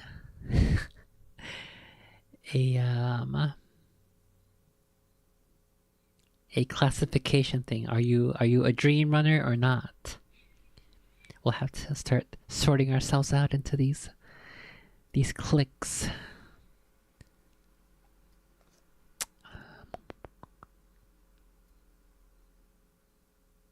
Try running on all fours. I think I've mentioned before. I've also had dreams where I've had so many dreams where I'm just walking around the streets of New York City, and at some point in time I crawl on all fours. I don't know if I'm running on all fours, but I'm definitely crawling, and sometimes I'm also walking upstairs on all fours. Spooky, spooky, spooky.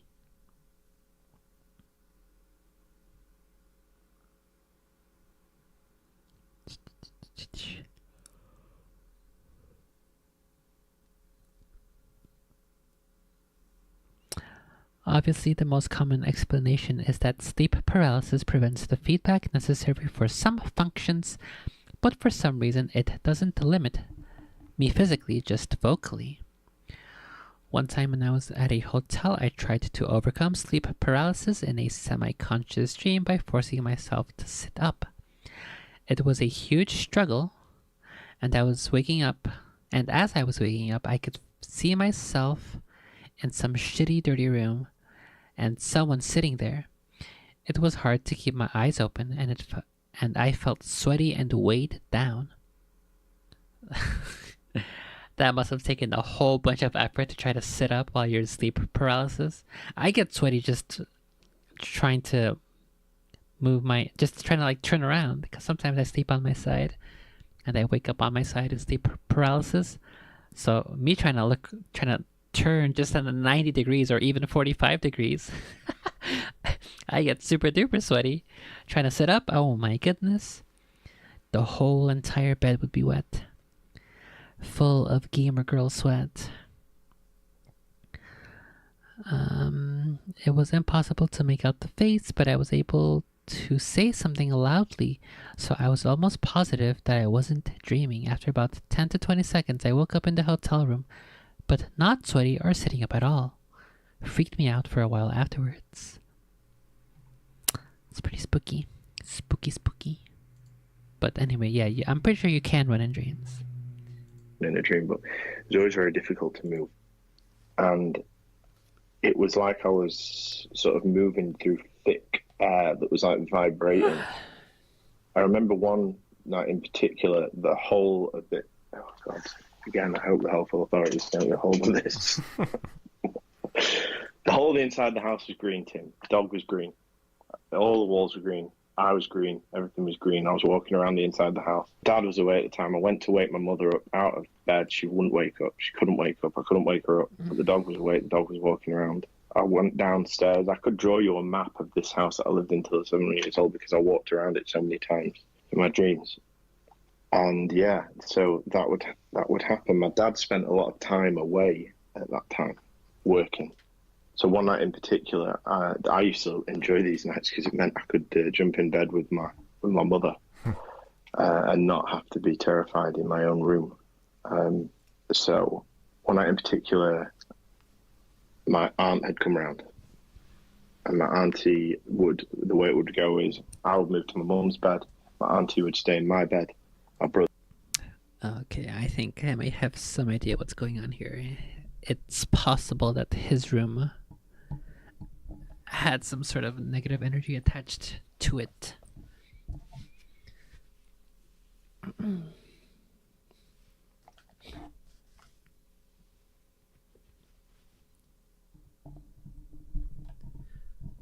He said that that if he would jump into the bed with his mom in his mom's room, his parents' room, then he wouldn't be scared or have nightmares.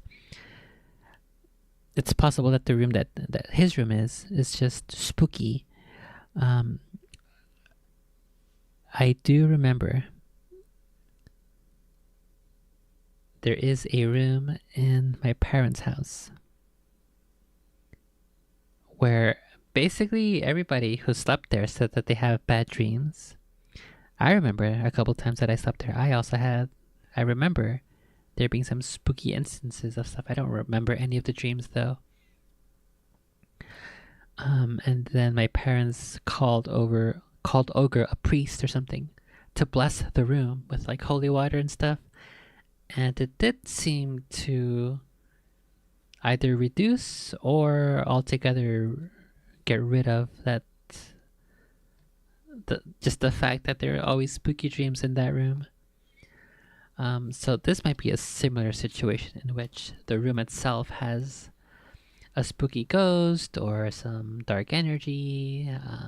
It might need a priest to go bless the house, to go bless the room in particular. Now that he just mentioned that his aunt slept there, we'll see if she has a spooky dream. Brother would be in his room. He was about 5-6 years older than me. Well, he is about 5-6 years older than me.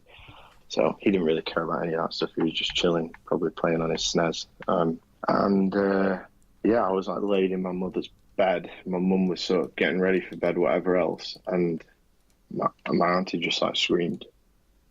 Pretty rough scream. I wasn't old enough to understand at the time, but my mum and my auntie were having this like in-depth conversation in the other room when my mum ran through. And then my mum just looked like terrified. Came back, went to bed, watched her on, nothing. Anyway, later on in life, I found out that what had actually happened was my auntie had been in my room getting ready for bed. I was already in bed. She was getting ready for bed. She kind of thought she saw me walk in, and because she was changing, she just quickly turned her back to me. So, young kid walks into the room, it's your nephew, turn your back to him, but she's chatting to me. You know, what are you doing here? That kind of thing. You should be in bed, whatever. She turned around and she's like talking to a young kid with blonde hair, my age, my size, everything. What the heck? And she said, and she turned around and like locked eyes. This kid just wasn't me. Mm-hmm. But it looked a hell of a lot like me. Wow. And then she just said like that, almost like in the time it took her to scream and blink, it was gone. But I mean, she was talking to the kid. I could hear her talking before, and I was thinking, what the hell is she going on about? Huh. So you were not asleep at the time? No, I was chilling. I was like laid in bed. I was just sort of talking to my mum, you know, whatever. Mm-hmm. Just chilling, laid in bed. We must have all gone to bed pretty early, to be honest. Mum, she's put me in bed. She's getting ready for bed. I was getting ready for bed, and she screamed. My mum's run through. I know what I was doing, mate. Like, I was laid there, 100%. I was not in that room. And she saw me walk in because that gave her enough time to react, just to turn her back to me because she was changing. Wow. And so, hey, what are you doing, you know? That's really weird. And I mean, the whole doppelganger thing and all. Yeah. But the fact that she turns and looks and just, it's enough like you, but also enough not like you where she knew it wasn't you, that's really creepy. Yeah, mate. Yeah. And if you said you were asleep, I would have said, well, look, maybe all these nights when you were getting out of bed, you were doing like it was like an out-of-body thing, and maybe somehow she picked up on that. But if you were awake, you know, I'm thinking it probably wasn't that. I was awake when she screamed. I don't know. Yeah, I was awake when she screamed. Maybe the scream woke me up. I don't, honestly. Yeah, I don't know. I always remember the vibe of having people active and up and around me quite comforting, because it meant that I wasn't sort of alone and asleep. So, yeah, she knew it wasn't me. And yeah, the doppelganger is certainly a weird phenomenon. Not something, again, that I've encountered later in life. I do have a lot of people telling me that they think they've met me before, but I think that's totally unrelated. I think I just look a little bit generic, to be honest, too. Yeah, the doppelganger thing is certainly not. And you know, this is something that I don't really talk about. Probably, this is the first time I've ever told somebody all this stuff, so... Did anything else weird happen in that house that you remember? Like, for any of your family? Yeah, for me, yeah. I had a clown that was the exact same size as me. And I had a dream that was so vivid that it was... So we had a garage adjoined to the house. It's a pretty American thing, that actually. You walk out the kitchen into the garage. And inside the garage was a chest freezer. There's a relevance to this, don't worry. Inside the garage was a chest freezer, as well as a load of other crap you would have in a garage. And I had a clown that was the same size as me. And I had a dream one night that it chased me. It chased me all around the house. And I literally was shouting for my mum. I was shouting for my dad. I was looking for the dog. I ended up downstairs. I ended up in the garage with this clown. And in a last attempt to get away, I climbed onto the chest freezer and it grabbed me by my legs. And I kicked back as hard as I could, and I kicked it in the face. And I connected. And I woke up in bed. Now, I think that was probably just a dream. But I've never had a dream that vivid since.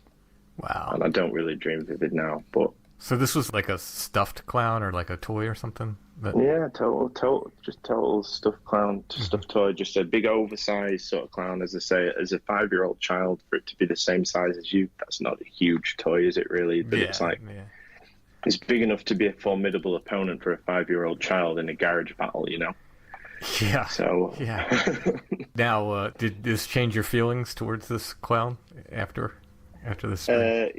It seemed to recur after that, and then it went. What the heck? It just stopped all of a sudden. And then I sort of told my mum, I stopped dreaming about the clown now. And she was like, yeah, it's because we took it away. Wow. I know. And I have no explanation, nor do I necessarily think, Tim, that some of the stuff in the last 10 minutes or so may be just anecdotal, and it may be neither here nor there. The doppelganger thing is super weird. Yeah, that is very, very weird. Super strange. The waking up in the middle of the night and walking around your house might be a common dream for some people. I don't know. Probably need some research into that. Yeah, well, and this is just me personally. I haven't done any deep research on this or anything, but I know the times when I have, like, what I call big dreams, these that seem to be more meaningful or more symbolic than just, running over what you did, during the day or whatever, like these sort of common dreams or even nonsense dreams you have sometimes. Sure. Often they'll start with me, and I call it dreaming in place, where I'll either just be in the bed that I lay down to sleep in, or I'll wake up in my dream and I'll be in the bed that I was sleeping in, and then whatever occurs from there. So to me, and again, this is just me personally, and I should probably do some research on this or talk to some more people about it, but for me personally, I always use that as a marker of, like, oh, that dream, that might mean something, that might be a bigger thing going on there. And I don't know why, but it's like, it's just whenever I'm dreaming in place, as I call it, it just seems like these bigger things happen. I'm with you there. It's how and I can only go off how it feels. That's exactly how it feels. There's dreams and there's, like, dreams. There's dreams with meaning. And as you say, potentially some of them are like some kind of, what did you refer to them as, like a projection or something like that? Yeah, I mean, Like, you it know, so could've- a lot of, I think probably most of our dreams were just going over what we did during the day, and we're just whatever. They're just, or even nonsense. They're just whatever's in our brain that Yeah. just we need to work through in whatever way. But sometimes I think the meaning and symbol there for whatever reason. It's often I don't know what we're supposed to do with that, but they're things that are moving and they feel important, at least, you know, and they stand out to me from other dreams. And so often they've been like I said, where I've been, you know, dreaming in place. I'll be in the room I went to sleep in. I'll wake up in the bed I went to sleep in, etc. Yeah, this is the key thing is you know, dreaming you're at an airport and you've lost your passport. Okay, that's like that's happened to me. I've had that dream. Mm-hmm. Dreaming you're in school and you've not studied for a test. Right. That's a dream. You know, they're dreams that we have, and then all of a sudden you're not in a test anymore. You're in you're on a soccer pitch or something. I don't know, whatever. Yeah. They're like dreams as we know them. Dreaming in place is something super strange. The Hat Man thing, I can't help but, you know, naturally I have to query myself to get to the bottom of it. If that was potentially, you know, dreaming in place or hypnotic, or, you know, Right. I don't want to go there, but I'm super scared. This depends how much I believe this type of thing, that the three shadow figures were a screen memory and something even weirder. Yeah. So, right. Like, that's the thing. I don't necessarily want to lead people down that path, but, you know. I'm already there, Tim. Yeah. I'm already there, man. Yeah, it's the kind of thing that, you know, my mind went there as well. Yeah. Yeah. And that was the end of it, by the way. That was the latter end of the experience. It feels like something tells me. Mm-hmm. Yeah. And that's a crazy thing. But yeah, so this stuff all sounds crazy to everybody outside of it. But no, it's a crazy thing to think about. But my mind, yeah, it definitely went there. Even with the clown chasing around as a kid, it's like, was that something else, you know?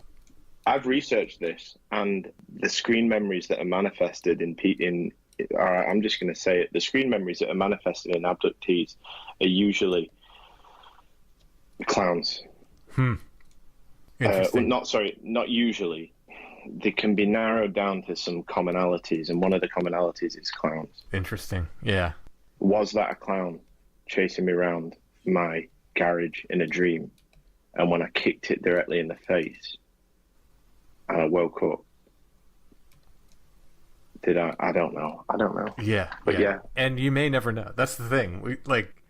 You have to sort of be accepting that at least one part of you has to start accept that, like, I might never have the answers to this. It's just part of the weirdness of life, but it doesn't mean you have to stop looking or it can't be interesting or anything. But yeah, you may never have that answer. Interesting. You've just hit it on the head. The screen memories that I experienced, once I believe they were revealed to me as grays, I can no longer. I mean, I can kind of sort of remember how I saw them originally, but it's way more clear that they are grays now than they were. It's like I saw them as little doctors by my bed, which at the time it didn't even work out. Like, why are they so short? You know, they were standing on the floor. They should have been, you know, leaning over me. You know, they weren't, but they were, like, you know, pretty much, you know, even with the bed, like their torsos were slightly above the bed. You know, if they were grown men, they would have been, like, leaning down. None of that occurred to me, and they just looked like doctors. And then later on, I started putting it together. I was like, oh wait, like, they would have been really, really short doctors if they were humans. And I don't know, you know, I'm not even saying they were great. I don't know what any of this stuff is. Listen, Tim, the more I've researched it, I don't know anymore.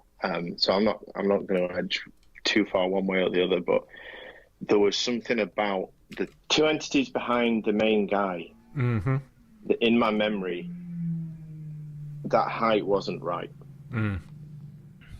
I watched 30 minutes of The Great Gatsby. The one with the Leo point. Has a weird vibe that makes me very uncomfortable. I've had to read The Great Gatsby like 3 times for school. I've always hated it. It's so fucking boring. I don't care about this story. I don't care about these characters. Maybe it's just the fact that it's like, maybe we're just not the target audience. Still in with them. I think there were some virgins before the Leo point. Right? The Great Gatsby. Gatsby with an H. Yeah, there's a 1973 film. Wait. What the heck? I clicked here. The film. It takes me to the book. Oh, what the heck? Now it takes me to the film? Okay, whatever. Whatever.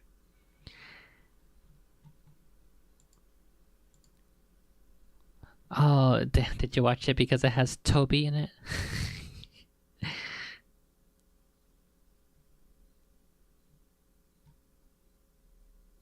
A polarizing film among critics. Maybe it makes sense. Maybe you're part of the. Yeah, I think he's in there now. Fucking hell, that's not what I wanted.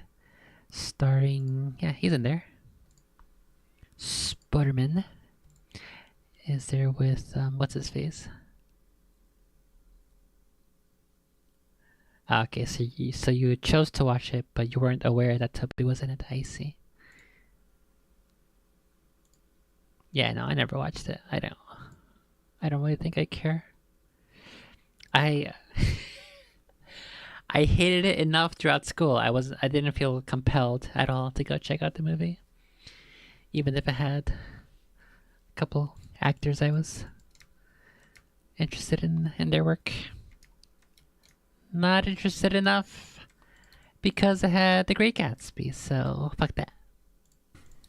There's something. Oh God, I don't know. This is where you have to kind of,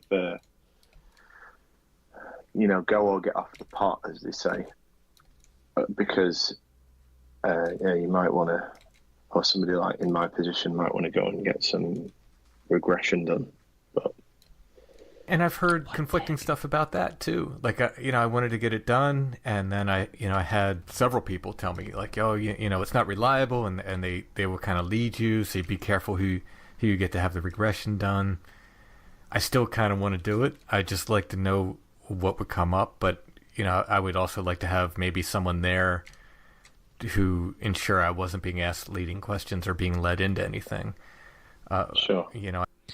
Has a ton of flirtatious scenes even in the first 30 minutes. I don't like that. Actually, that's most of the movie, it seems.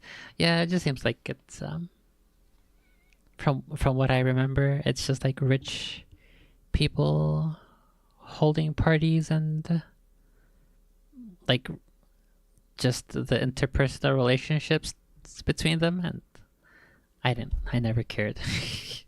I don't care. I want stories that are about other things. Give me like a detective story or something. Why can't we read that in school? Not this boring rich people relationships. I don't care. What the fuck? Why? What? Okay. Why is it considered a classic? Why is The Great Gatsby considered a classic or a masterpiece? Simply because the story remains relevant today. Nearly 100 years after its publication. What's the story then? Americans and readers from across the globe can find themselves in the characters and find meaning and importance in the novel's universal themes. Like what? It's the vaguest answer ever. Oh my god, you say so much with so little. Dreams about the American dream. He turns the foundational parameters of American culture on their head and exposes a vulnerable underbelly.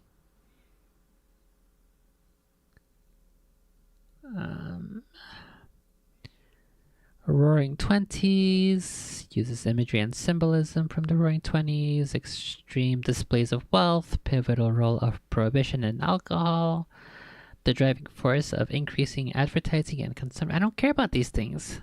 And the position of women in society. I couldn't care less, to be honest. This is the most boring classic that I know of so far. You're just making high schoolers hate reading if you make them read The Great Gatsby. That's my conclusion. I feel very weirdly about big parties. I feel like I don't like them, but want to be in them. Yeah, no, I'm more of like, I know that I am a gamer and I don't care about parties. Even if it's a big party with a bunch of other gamers, I don't care. I'm gonna stay home, play video games. That's what I'm gonna do. I'm gonna stay home, play video games, and listen to my spooky stories. I don't care about parties. I guess, I don't know, maybe they have teenagers and high schoolers read it because they assume teenagers and high schoolers like parties. I think it's mostly for girls. I want girls. I'm hoping to meet girls at parties. Yeah, sure. I guess that's... I never really cared. So, yeah. I guess for those people who do care, that makes sense. If I don't care for girls, I don't think I'd care for parties. Oh my god, that guy's going so fast! What the heck?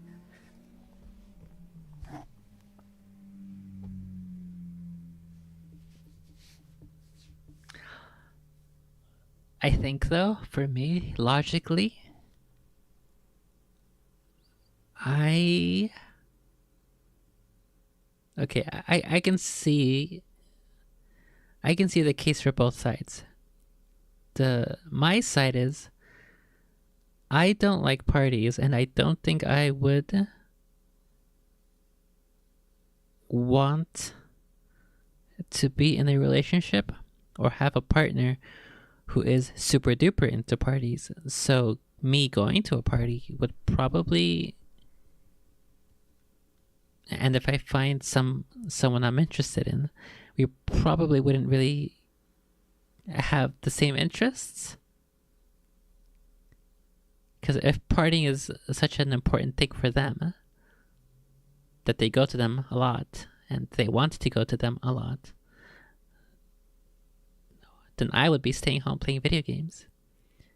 But, however, the other case is, yes, I myself would be an indoor gamer staying at home, and this other person would be very extroverted and outgoing. So it could be a nice change of pace to have somebody with a contrasting personality and interests and hobbies that we can occasionally have this person drag me out of the house. I guess not drag, but pull me out of my comfort zone for a little bit in a safe way, in a trustworthy way. So that's the other side of the coin, I guess, which I can see the value in, but the likelihood of me going to a party is very, very, very low, regardless. But then my issue still is I have nowhere to meet people. Yeah, that's true. For those who have nowhere to meet people, it's like at a bar, right, where you have your music stuff. The one that you said that there might be the D&D peoples and the jammings. So those things are, if at least those two other things are happenings where the partings is, that could be cool.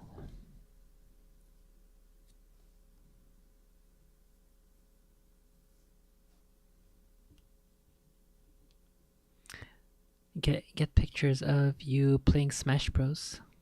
Also, easy peasy.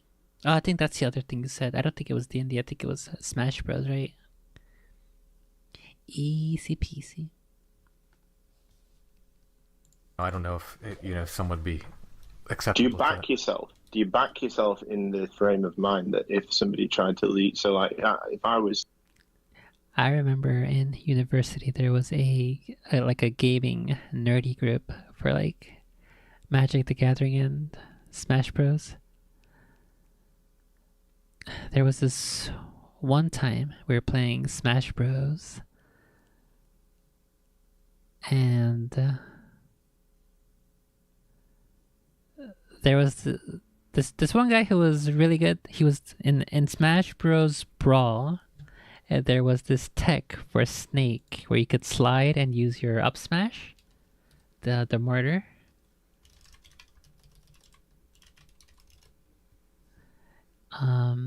And that was a really, I fucking hate that move. That move is way too strong. Sliding up smash. That move is way too strong. I do not like this move. This one, he has like he can hit you while he's sliding forward, and the hitbox is so strong. I think even if you counter as Marth and Roy, you still get hit. Oh, he missed! But I hated this move. And anyway, at this gaming group, this one guy was using this a lot.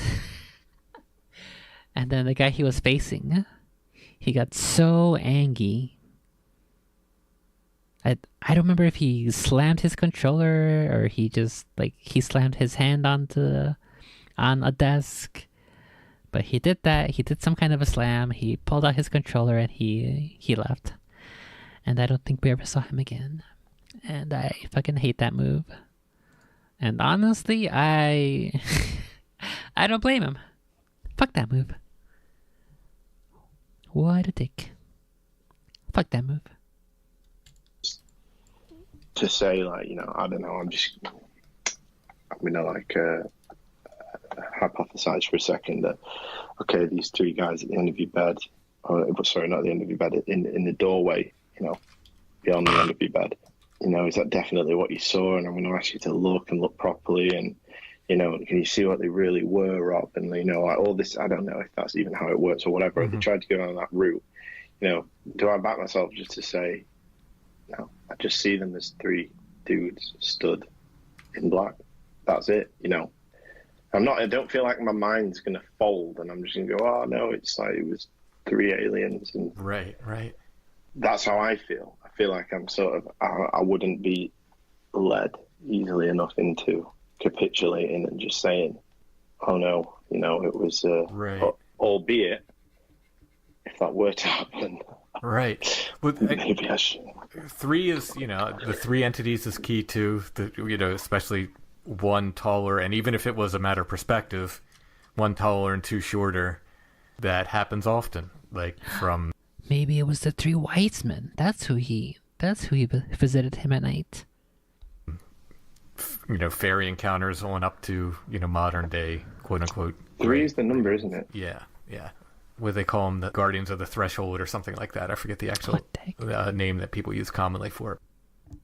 Guardians of the Threshold? What the heck is that? Guardians of the Threshold.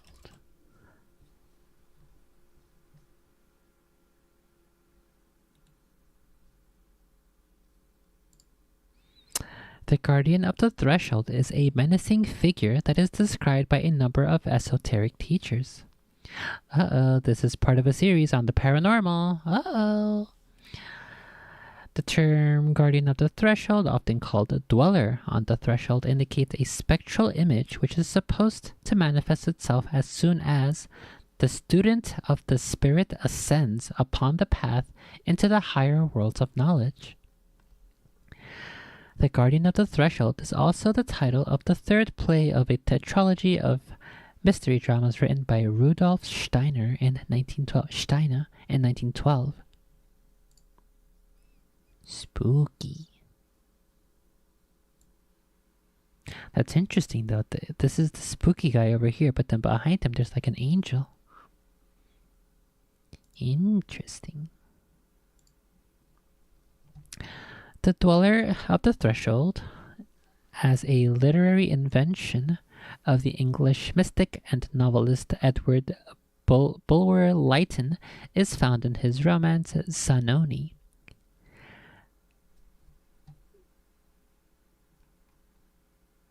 Interesting.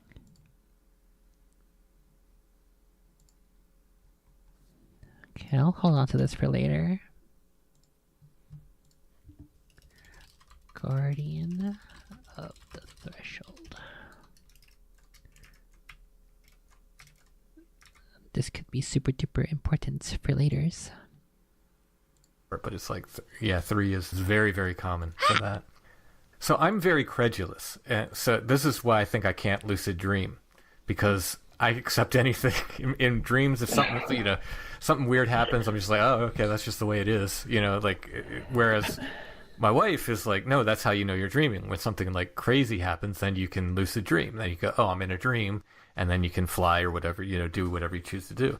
For me, I'm very, very credulous. So it's like, if I've often used this example because this is like a real dream. I had that I was, in my parents' farmhouse. I was sleeping, and Sasquatch was sleeping in my sister's room, the next room over. I was just like, why is the Big Feet sleeping with his sister in his sister's room? What the heck? Just going like, this is ridiculous, and this is a dream, and able to work with, No, I just kind of accepted it in the dream. I was like, yep, this is real. This is happening.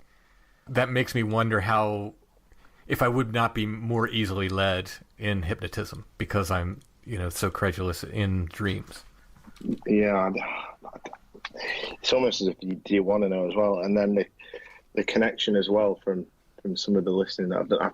Probably, Tim, what you could argue here is I've over-researched it a little bit, because then what came to mind was the Men in Black. Right. After experiencing a UFO, well, okay, you didn't experience it, but you were in the vicinity of it, and you've spoke about it, and you've told people about it, and you told them where it was, and you told them the shape, size, speed, so we're just paying you a visit, that kind of thing, because that's what people seem to say about the whole Men in Black thing. I don't know. I'm ruling that out, though, because there was nothing said.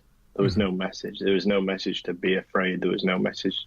There's just nothing. Right. Just right. 3 guys. Wow.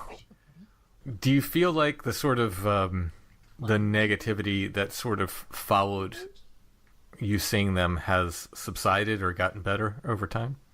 Probably. I probably think so. I feel like I think the kitties are hungry, and I want a little bit of a snack, so I will be back in a second.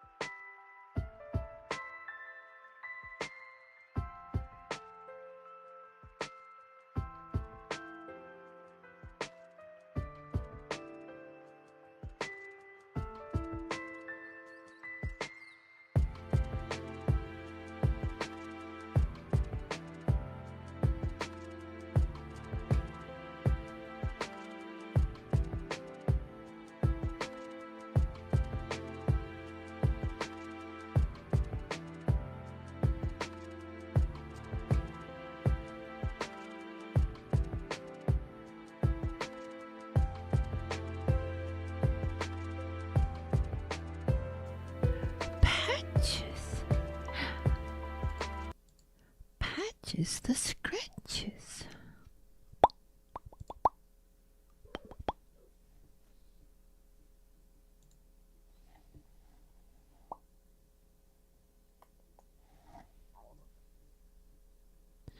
It's patches, the scratches.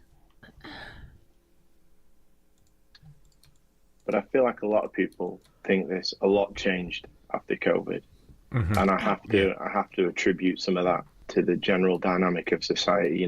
After that, I've probably just got to make peace with the fact that it'll never be the same. But as for the how bad it was, yeah, for sure. Yeah, I'm a lot better, but I think they delivered me a nice package of negativity, whatever they were. Right. And they were, I've heard stories they feed off it, they enjoy it. So, and they definitely got what they wanted from that. So. Well, hopefully things will continue to move towards a more positive direction. Yeah, I agree with you about COVID. Something major snapped, I think, in society, and I don't know that we're going to ever get it back. I mean, it's expressed in many different ways, including just the way people are just horrible. I don't know if I've ever considered that after the coups, there were more spooky things. I wonder if after every major global pandemic that happens every 100 or so years, the amount of spookies increases. Interesting. Let's go see what are dates of global pandemics. Spanish flu 1918 to 1919. Asian flu 1956 to 1958. Seventh cholera pandemic 1961 to 75. Marburg disease. I think I've never heard of that one.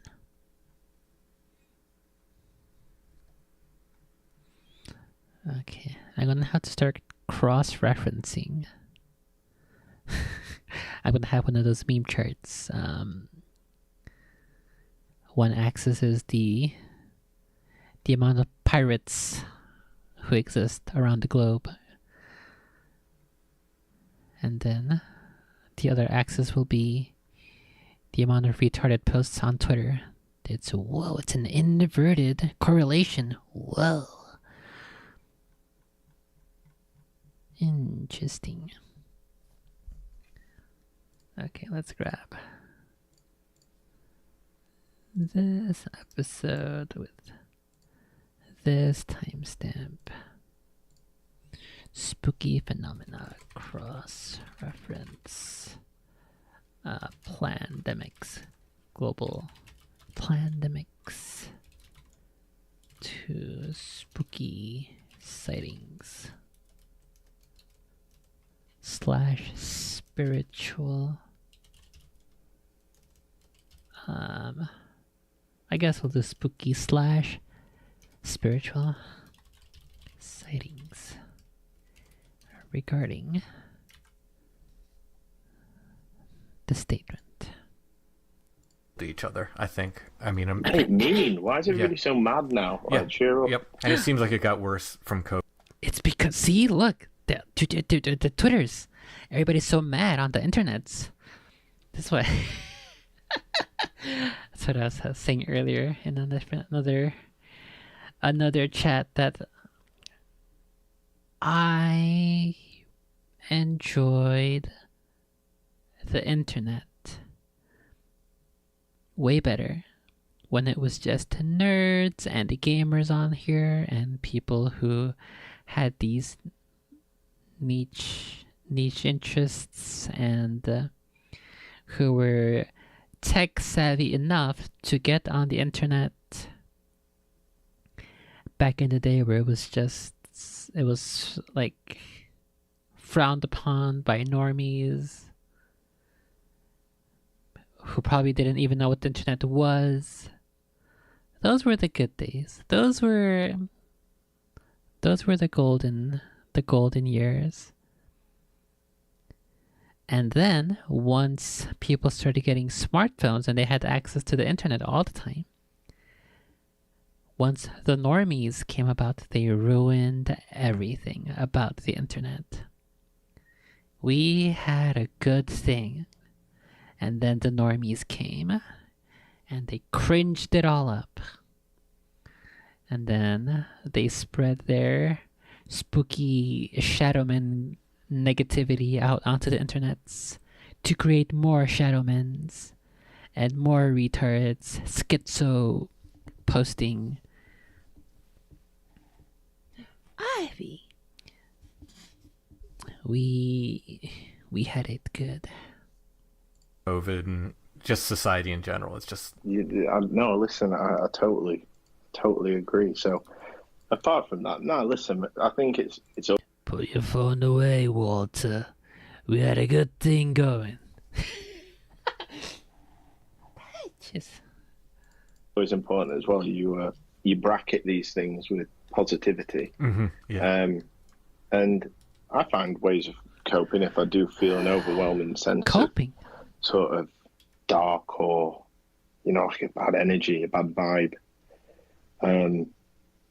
Whether you find that in religion or just a reality check and just a moment of mindfulness of like, look at this, look at me, look at everything, I'm alive. We've got this, we've got two cool dogs, we've got each other. Right. We've got like a house to live in. I've got food in the fridge, like it's all good, man. Like stuff is good. So yeah, you got to bracket that big bit of negativity that we just discussed by ending on something positive. And the bottom line is, Tim, yes, it has got better. Good.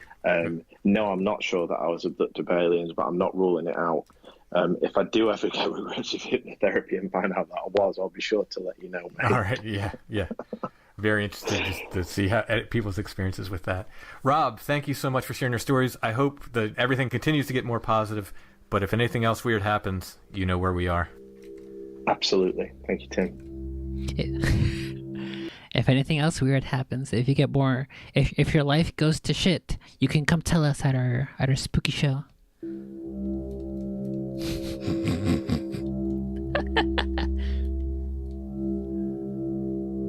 There's still another 15 minutes. If you like what we do at Strange Familiars, I imagine it's like 10 minutes of music at the end. And you'd like to help us make the podcast and get extra content besides, you can become a patron at Patreon. It's patreon.com/strangefamiliars. All of our patrons get commercial-free versions of the weekly shows, as well as exclusive episodes every month. We always do one. Sometimes we do more than one. I just dropped this month's patron episode earlier in the week. Due to an unexpected caffeinated coffee as opposed to decaffeinated. I woke up like 10 hours later and you're like, I got a whole episode done, and I did. Yeah, I've been off caffeinated coffee for a while. And then I accidentally got you some, and after imbibing some fully caffeinated coffee, I was able to hammer out the patron episode. That's the dragon I've been chasing for a long time. Maybe that's what I should do. I should get decaf.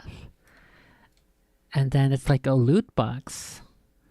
I don't know whether or not it's going to be caffeinated. If it is caffeinated, then I will get extra work done. Whoa. I will have even more time and more energy to record scenes that I need for an upcoming episode of something or other.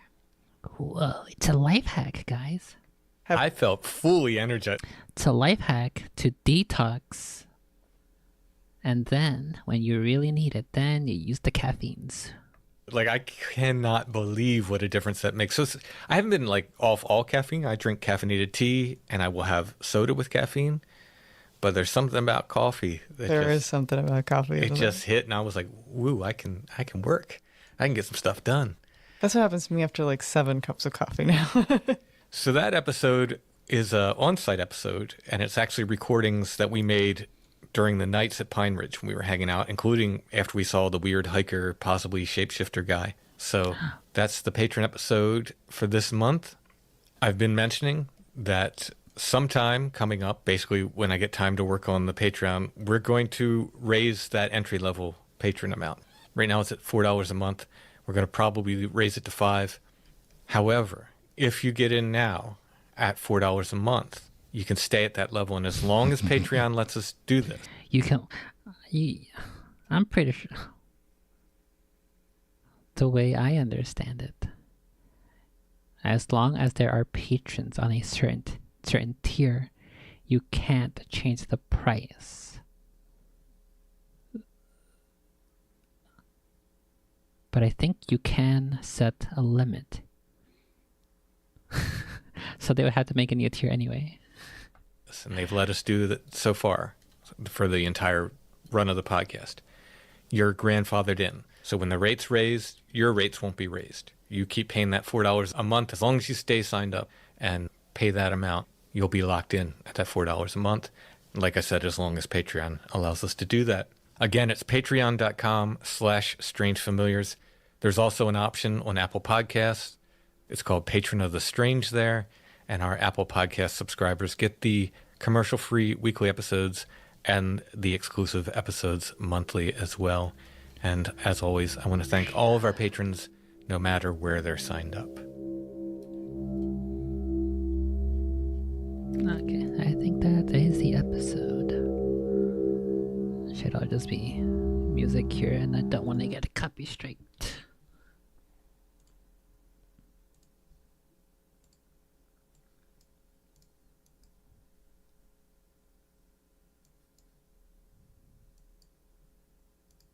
Have General Ohio. From Cambridge, Ohio. Yes. Beautiful Cambridge, Yes. Ohio, which that is a real hot. It's not all music. What And the yeah, heck? Wawa's expanded a good bit too. And Yeah, I saw Wawas are starting to come in. I saw the skeleton of the first Wawa being built in York County. That's crazy. I never thought I'd live to see the day. So they're coming. There might be another Wawa in York County. I don't know, but I saw one being built. To my knowledge, that's the first one I've seen. Well, it is curious that they're sort of following the same. Sheets is kind of doing an opposite westward migration, and Wawa's kind of taking the track that the original settlers did, leaving Philly like that and moving it all over. She's just kind of doing what my family did. They went out west and they're like, we'll come back. We'll come back, yeah. I don't know what the regional, where your dad's people are from. I think it's like a dead possum on the road is where you can maybe pick up like a lemonade or something. The Renners were in essentially Kentucky, but they were there so early it was Virginia territory.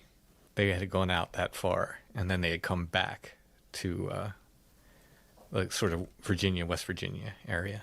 But decidedly more on what would now be West Virginia. Yeah, I mean, it was West Virginia, but it's like right in that sort of corner where like Virginia, West Virginia, and Maryland kind of come together. It's not far from...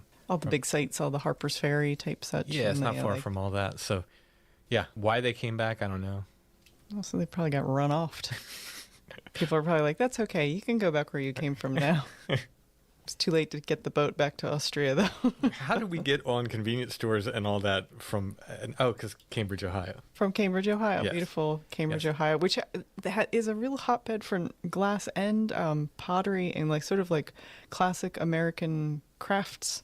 You would not have guessed. Because we were in Cambridge and it seemed fairly economically depressed and not a lot to do there. I mean, because it reminds me a lot of like around here where you're just sort of in a kind of a rural town with not a lot going on, which is what this area is, a rural town with not a lot going on.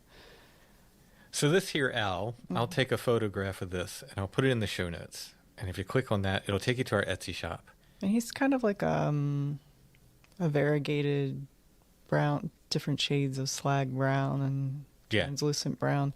But all these out, I'm like, I could easily, like in Cambridge, they have a museum that has like every single different possible shades of all these different owls and the different companies. And I'm like, I want that. I want to do that. If you click on the photo in the show notes, it'll take you to our Etsy shop where you can purchase this and other curiosities of the week, those that are left. I'm going to also put some of the other owls because at this point, I've got a flock of them. Yeah, sure. And I'm going to put some of the flock is going to go to the State Theater in Columbia. Do well to take a trip to Columbia one day. Mm-hmm. Hit all the hot spots. Mm-hmm. And Or if you like to stay home like I do and you just want to buy stuff online, that's fine too. Yeah. Hit our Etsy shop. Also in our Etsy shop, my books. If you get them from us on Etsy, they'll come signed.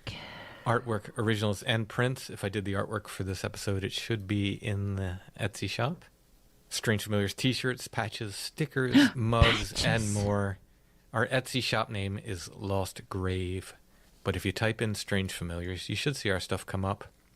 And purchasing from us on Etsy is another way to help the show. So thanks everybody who does that. Speaking of Tyler, very, very excited. John and Tyler and I are working on a project, and that's all I can say about it. I'm excited about it, though. So big things to look forward to for that. Speaking of Colombia, too, I got interviewed for a local, I think they're making a documentary about cryptids or something. And Rick Fisher was like, hey, remember to come over to the Market House in Colombia, this is last Friday, for that interview. And I didn't. I was like, what? Oh, okay, I'll definitely be there, and I definitely remember. Yeah, no recollection of what he was talking about. I assumed it was going to be like a TV spot. Sometimes they interview us for Albatwitch Day. Yeah, like ahead of time and get it ready. I thought it was something to promote Albatwitch Day, and I get there, but no, it's like these local filmmakers that are, I think they're making a documentary on local cryptids. I think that's what it is. In any case, really nice guys. They interviewed me about the Albatwitch. I made reference to Bigfoot because I can't help myself. And then after that, they say, hey, can we interview you about Bigfoot? I was like, oh, yeah, sure, I'll talk about Bigfoot. More comfortable talking about Bigfoot than Albatwitch, just because there's more to say. There's more of them. There's more. They're bigger. There's more Bigfoot reports. There's more stuff to talk about. So they interviewed me about that, and they invited me. They said, hey, do you want to go? We're going to go film at these other locations. And we had an appointment to go see another listener in New York. He was showing us a building, an old building that we were interested in looking at. Oh. So it's like, oh, no, I can't. So we go, and we see Steve, and he shows us around these buildings. And in the basement in one of these buildings, they rent out space to artists. And he's showing this, and I'm literally at this one door of one of these artist spaces. It opens up, and it's one of the filmmaker guys. Who we just met for the first time 45 minutes previous. Yeah, I just met him in Colombia, and it was just like literally opens the door, and I'm like staring right in his face. And he's like, what? I was like, yeah, this is... I think that's a good sign when you meet someone twice in the same day that you've never met before. It's like it was somebody cool. being like, oh, maybe you should work with these people. That's synchronicity, right? True synchronicity. So welcome to Strange Familiars. Pretty neat experience. All right, that's it for this episode of Strange Familiars. We'll be back soon with more. Okay, now it's all music.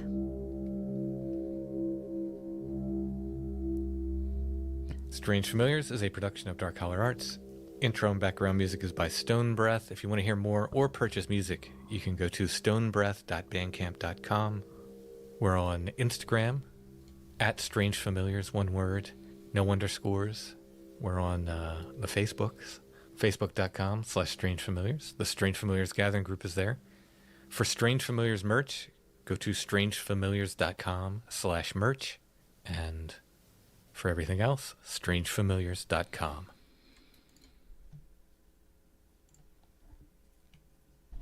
What's that? Did Charlie find a spooky ghost? More spooky aliens?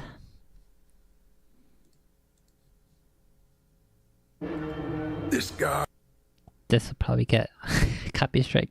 Why do people copy strike trailers? I will watch this on my other screen. I don't know anything about Devil May Cry, so I am not sure what I'm gonna see, and I am not sure what it means.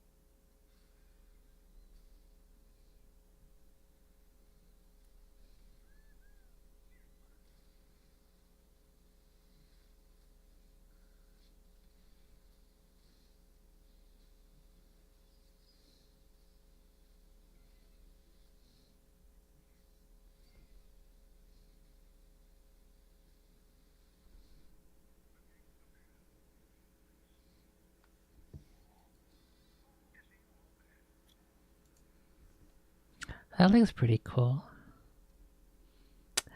But yeah, I don't know anything about Devil May Cry, or I never played any of the games. I don't know nothing, so I don't really know if this is lore accurate. I am going into that super blind.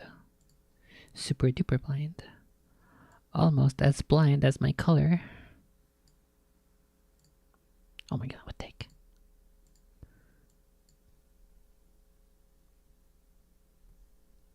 What do you mean you don't know? You hope it's good.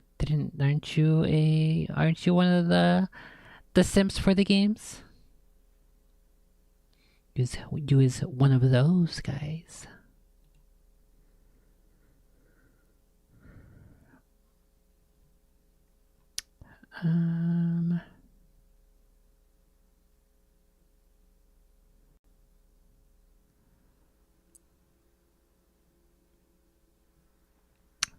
I don't think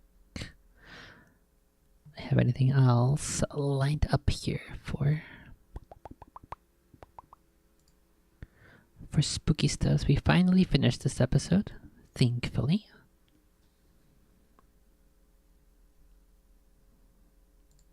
I think we'll save the rest of these for later. I think this year what I'll do for Spooky Weens is I'll play that Scooby-Doo game.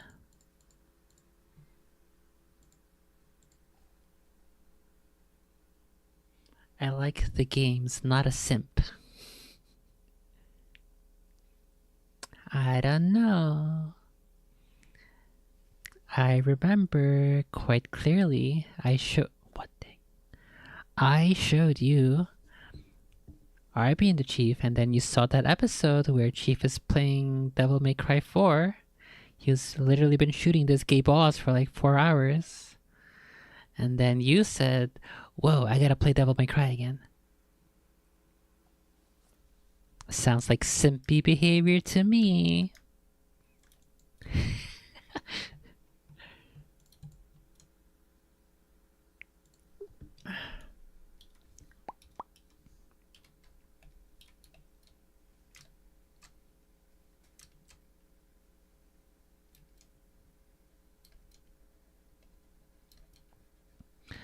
Okay, I think I'll just leave this here for today. Next time, we will work on the other Kuromis over here on the left.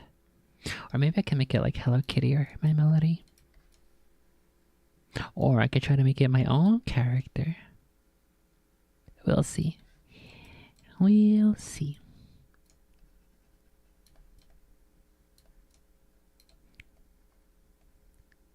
Looking at gameplay of a game very briefly for a few seconds and then saying, whoa, I gotta play Devil May Cry again. That seems simpy to me. That'd be like if I heard very briefly one of the music that plays in Civ 4 and then I think, whoa, I gotta play Civ 4 again. Same basic concept.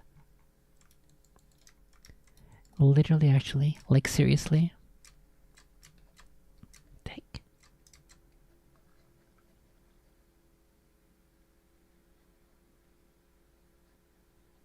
Anyway, I guess I'll start playing. I would say so. I would say so.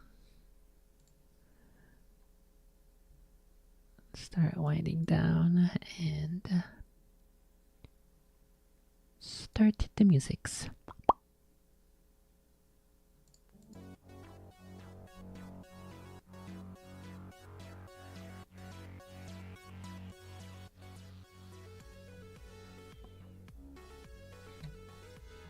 Simping would be being a Nintendo fanboy. I'll see.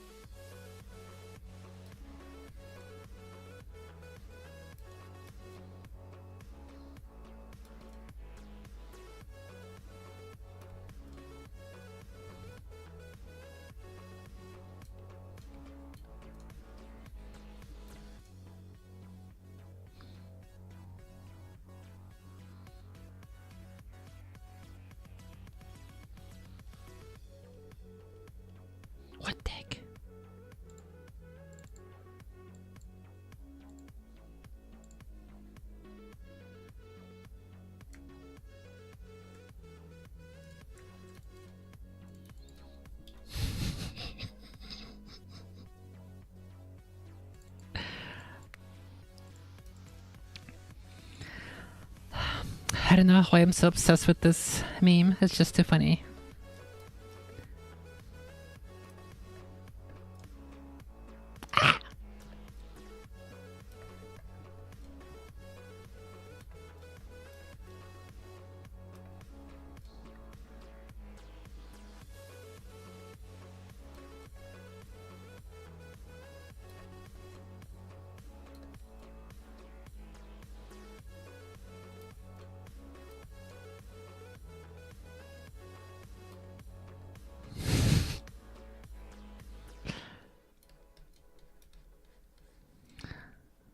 I also thought about maybe making an animation for the Leo pointing one, but that would be for a later date.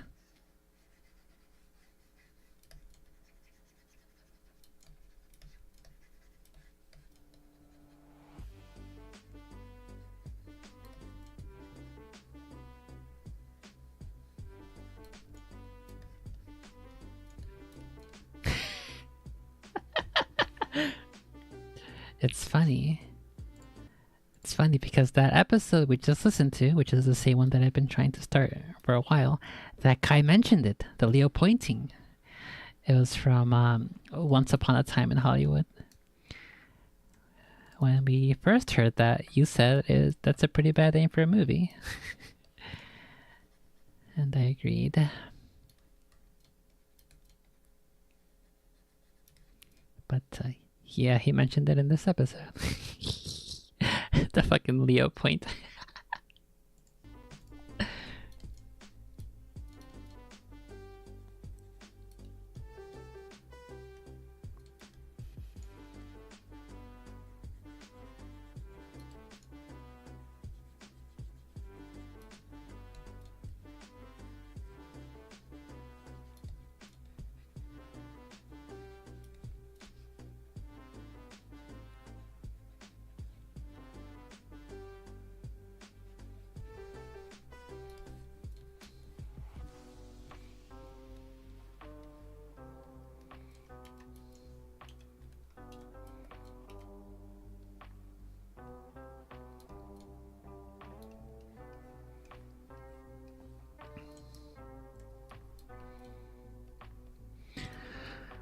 Okay, I definitely need to work on the proportions here, but this is a good starting basis.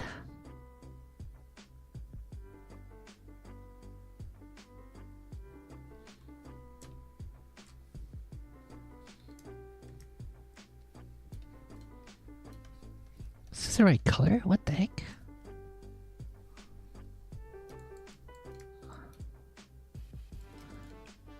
This doesn't look like the right color.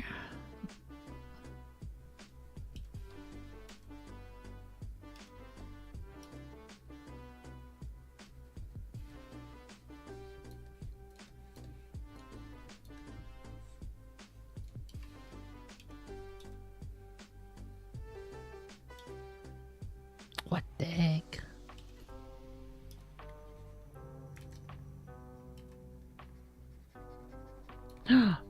That's not even this layer.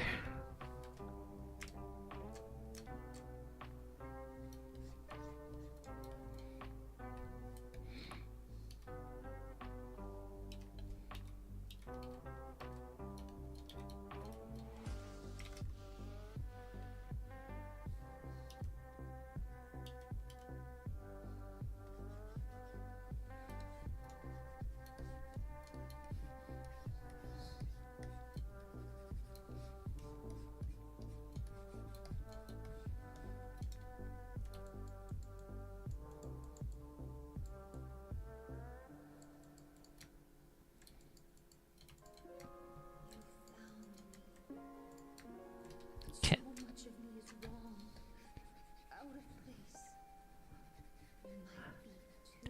I'll use this kurumis here for a little bit and then test out the proportions. I think some of the lines are a little too thin, but I can fix that later.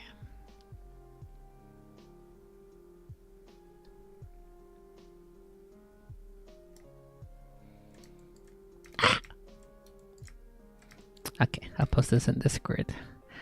once I end the stream. Use it around for a bit. It's the movie Lisa from Creator Warehouse worked on. Is that a Linus thingy? There's too many Linus stuff going on. I don't know what the difference is within all that stuffs. A couple of days ago I was playing at the bar. There was this goth girl with a massive peach. Okay, you gotta wear like a kuromi or something and get her to initiate conversations. Easy game, easy life.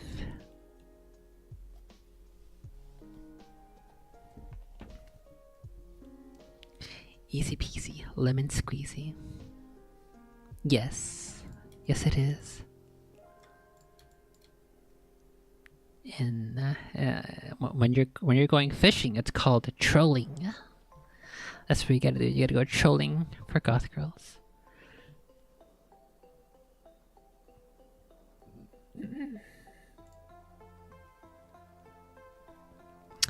Okay, well, I'm gonna end there.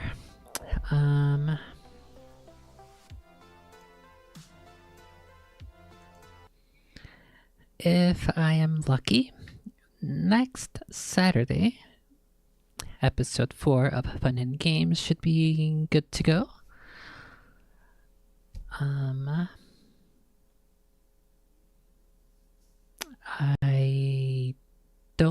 I think I have plenty of time between today and Saturday, September 28th, live premiere at around noon Central Time, which is at around 5 p.m. Europort time. We will see. I'm pretty sure I gave myself plenty of wiggle room with that time. If something comes up and I need more time, you will know, because there will not be a live premiere on Saturday 28th, but so far there will be, as far as I can tell. So we'll see. Okay, thanks for watching, thanks for chilling, good luck, have fun to die, don't be stupid, try not to suck your own dick.